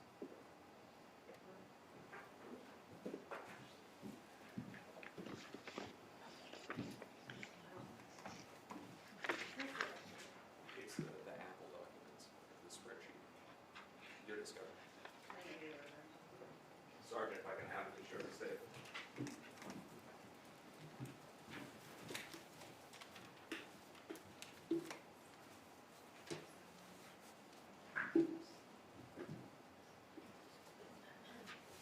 Would it help you to take a look at Agent Sanford's report? What would help him? I mean, is this something you dealt with before? It is not, sir. I did not submit. I don't know why we're asking this witness. He said he didn't request them, he didn't receive them. So I'm not sure why this witness is being asked about them. I don't know. Just because he testified about it, Your Honor. About these records About this phone number? that you have in your hand? Yes. Second? I don't know what it is. What? I object to him being asked on this topic. I sustain the objection. Sergeant, are you sure that that phone number actually belongs to Luis Rivera? No, I'm not. I was advised by the investigators, who may have been the ones who obtained that document, that that was a phone number that was previously used by Mr. Rivera. And the number that they gave you was 305-934-6615? Well, let me double check that.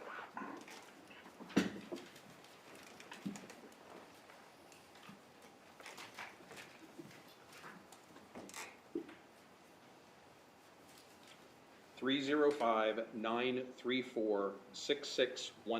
And that's a phone number that shows up in Catherine McBanwa's cell phone records or her call detail records for June 5th and July 17th. That is correct. Are you aware that Luis Rivera's actual phone number is 305-935-6615? That was not the number I was provided. That's a different phone number, right? It is, yes.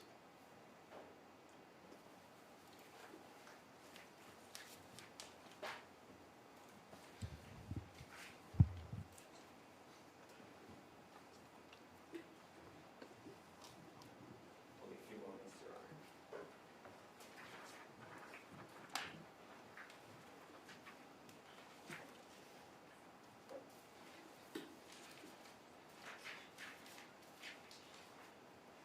Is there a question?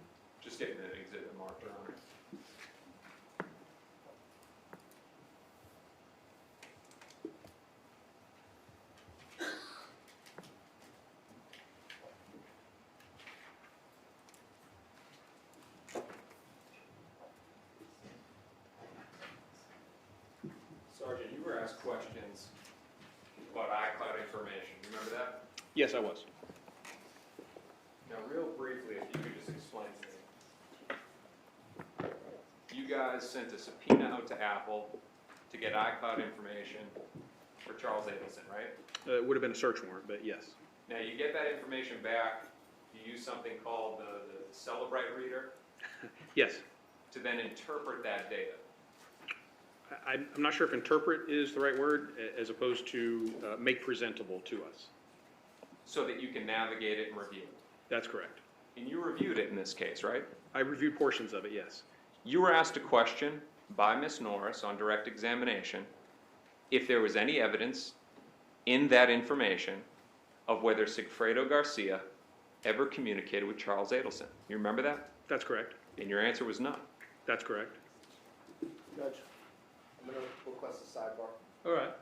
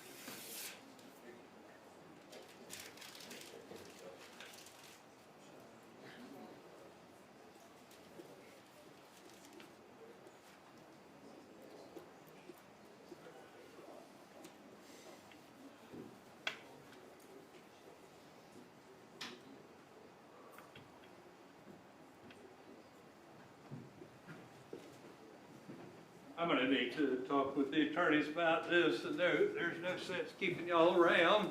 Would y'all be offended if we broke a few minutes early? All right. See y'all tomorrow morning. Be back same time, same place. Don't discuss the case with anyone.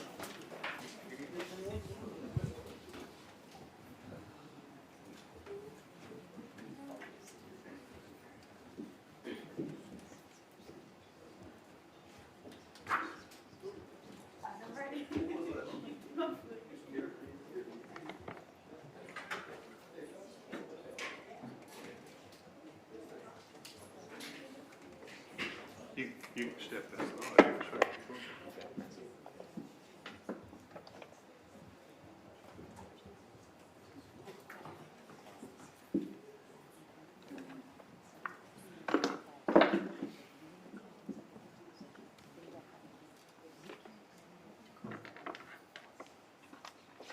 Can I add a note to that?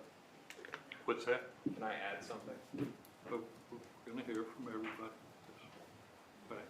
So let me make sure I understand what you're saying. You're saying in the iCloud records of Adelson, Charles Adelson, it includes the substance of text messages between Magbanoa, your client, and Mr. Adelson, in which Adelson is saying he's talking to Mr. Garcia. Is that the sum and substance of what you're saying? Correct, Your Honor. It begins with, and this is April 25th of 2014, weeks before the first trip to Tallahassee. The first text message from Catherine Magbanoa to Charles Adelson, and this is the government's evidence that I'm reading from. Did Tuto call your phone? Answer from Charles Adelson, no. Answer, actually he did. Third answer, he invited me to go deep sea fishing. He was so nice. Response from Catherine to Charles Adelson, I'm serious. He's fucking driving me crazy. Second response from Catherine Magbanoa, is your cell phone listed online? Response from Charles Adelson, I don't think my cell is listed online. This all occurs on April 25th, 2014.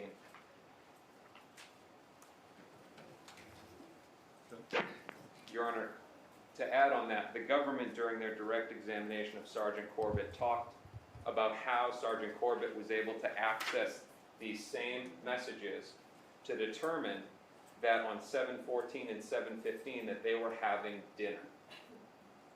This is the government's exhibit. They've tried to move it in before. They've used it through this witness to reference other dates. This is being used in the same fashion, but more importantly, it's being used to impeach this witness because this witness said he reviewed all of this and that there is no evidence in there of communications in between Sigfredo Garcia and Charles Adelson. Clearly, this impeaches that.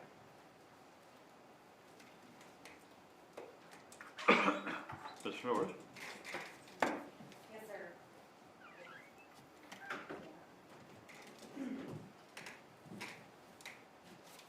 Your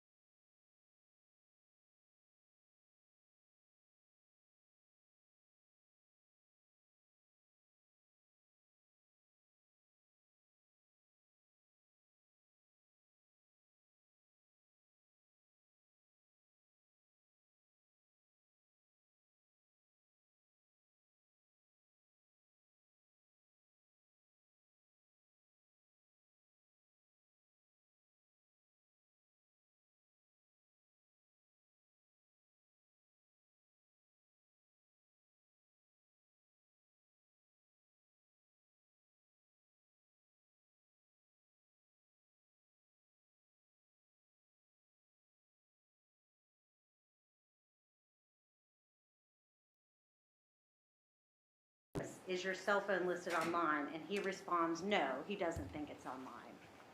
So I think that to offer this, it is not impeachment because Sergeant Corbett said, I found no direct evidence of communication between the two. The content of this defendant's self-serving statements about whether or not he called is not evidence. And I don't believe that's why Sergeant Corbett, or I do believe that's why he didn't consider it evidence of communication. And that's why I made my question about phone records and direct contacts in the iCloud between those respective parties. I think under 403, the probative value of this sarcastic exchange between the two is far outweighed by the danger of unfair prejudice, especially given the self-serving nature of it by Ms. McBanoa. Got a brief response? But Mr. Sanguinet has a stake in this too. He can be heard. Thank you, Judge.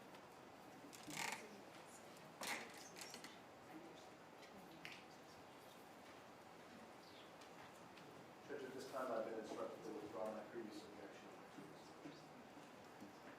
objection. Let's have Sergeant Corbett back up if he would, please.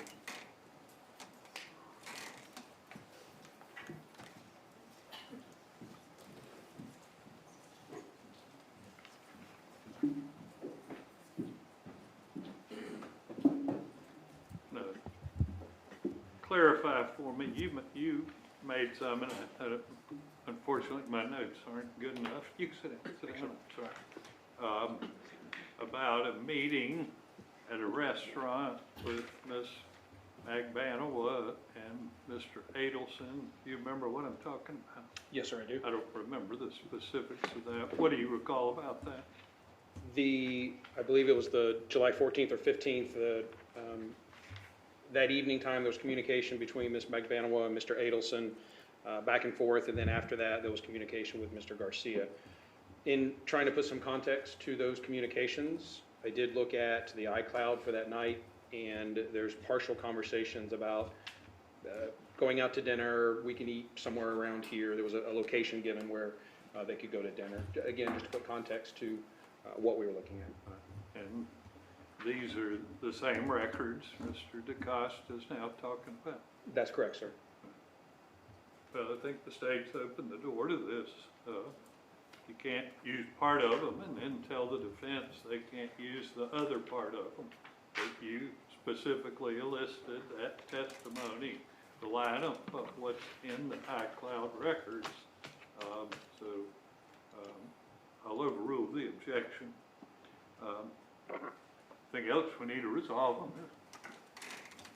Judge, I would just ask that the defense review the exhibits one more time tonight. I want you to put all the exhibits out. I don't want to hear about any more exhibits not being here. We do have one other issue, just to muddy the waters a little bit more.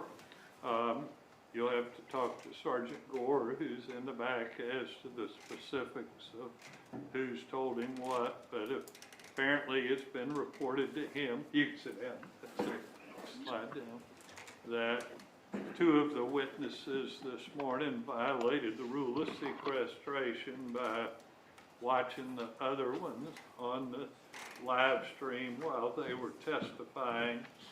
I don't want to start discussing it. I'll let y'all investigate what the situation is and who they're talking about. It does strike me now we've got 3 witnesses who conceivably we've had a sequestration problem. I'm going to remind everybody it is your obligation to make sure your witnesses are told that they're under the rule of sequestration. If any of you have not specifically told your witnesses that, you need to make sure you do, because it's going to cause problems. And it appears perhaps there's a problem here. I'll let y'all look into that. We'll take it up at 8:30. I did want to comment on, I let in the tape this morning of the conversation between Ms. Johnston and Charlie Adelson. I did want to indicate my reasoning for that.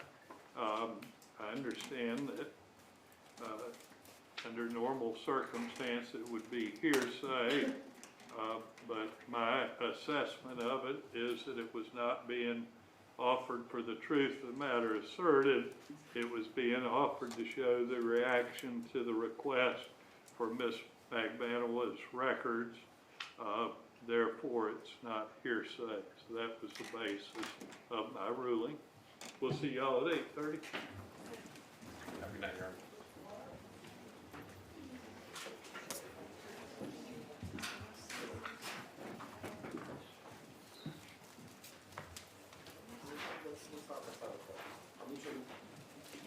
I'll walk out.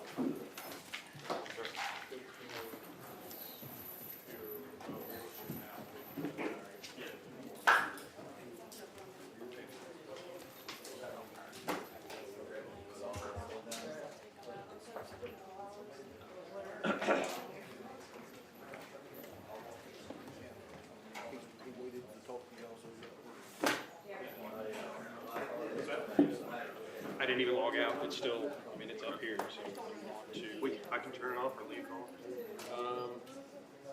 I would say go just power down. You can just push the button, hard kill it, and then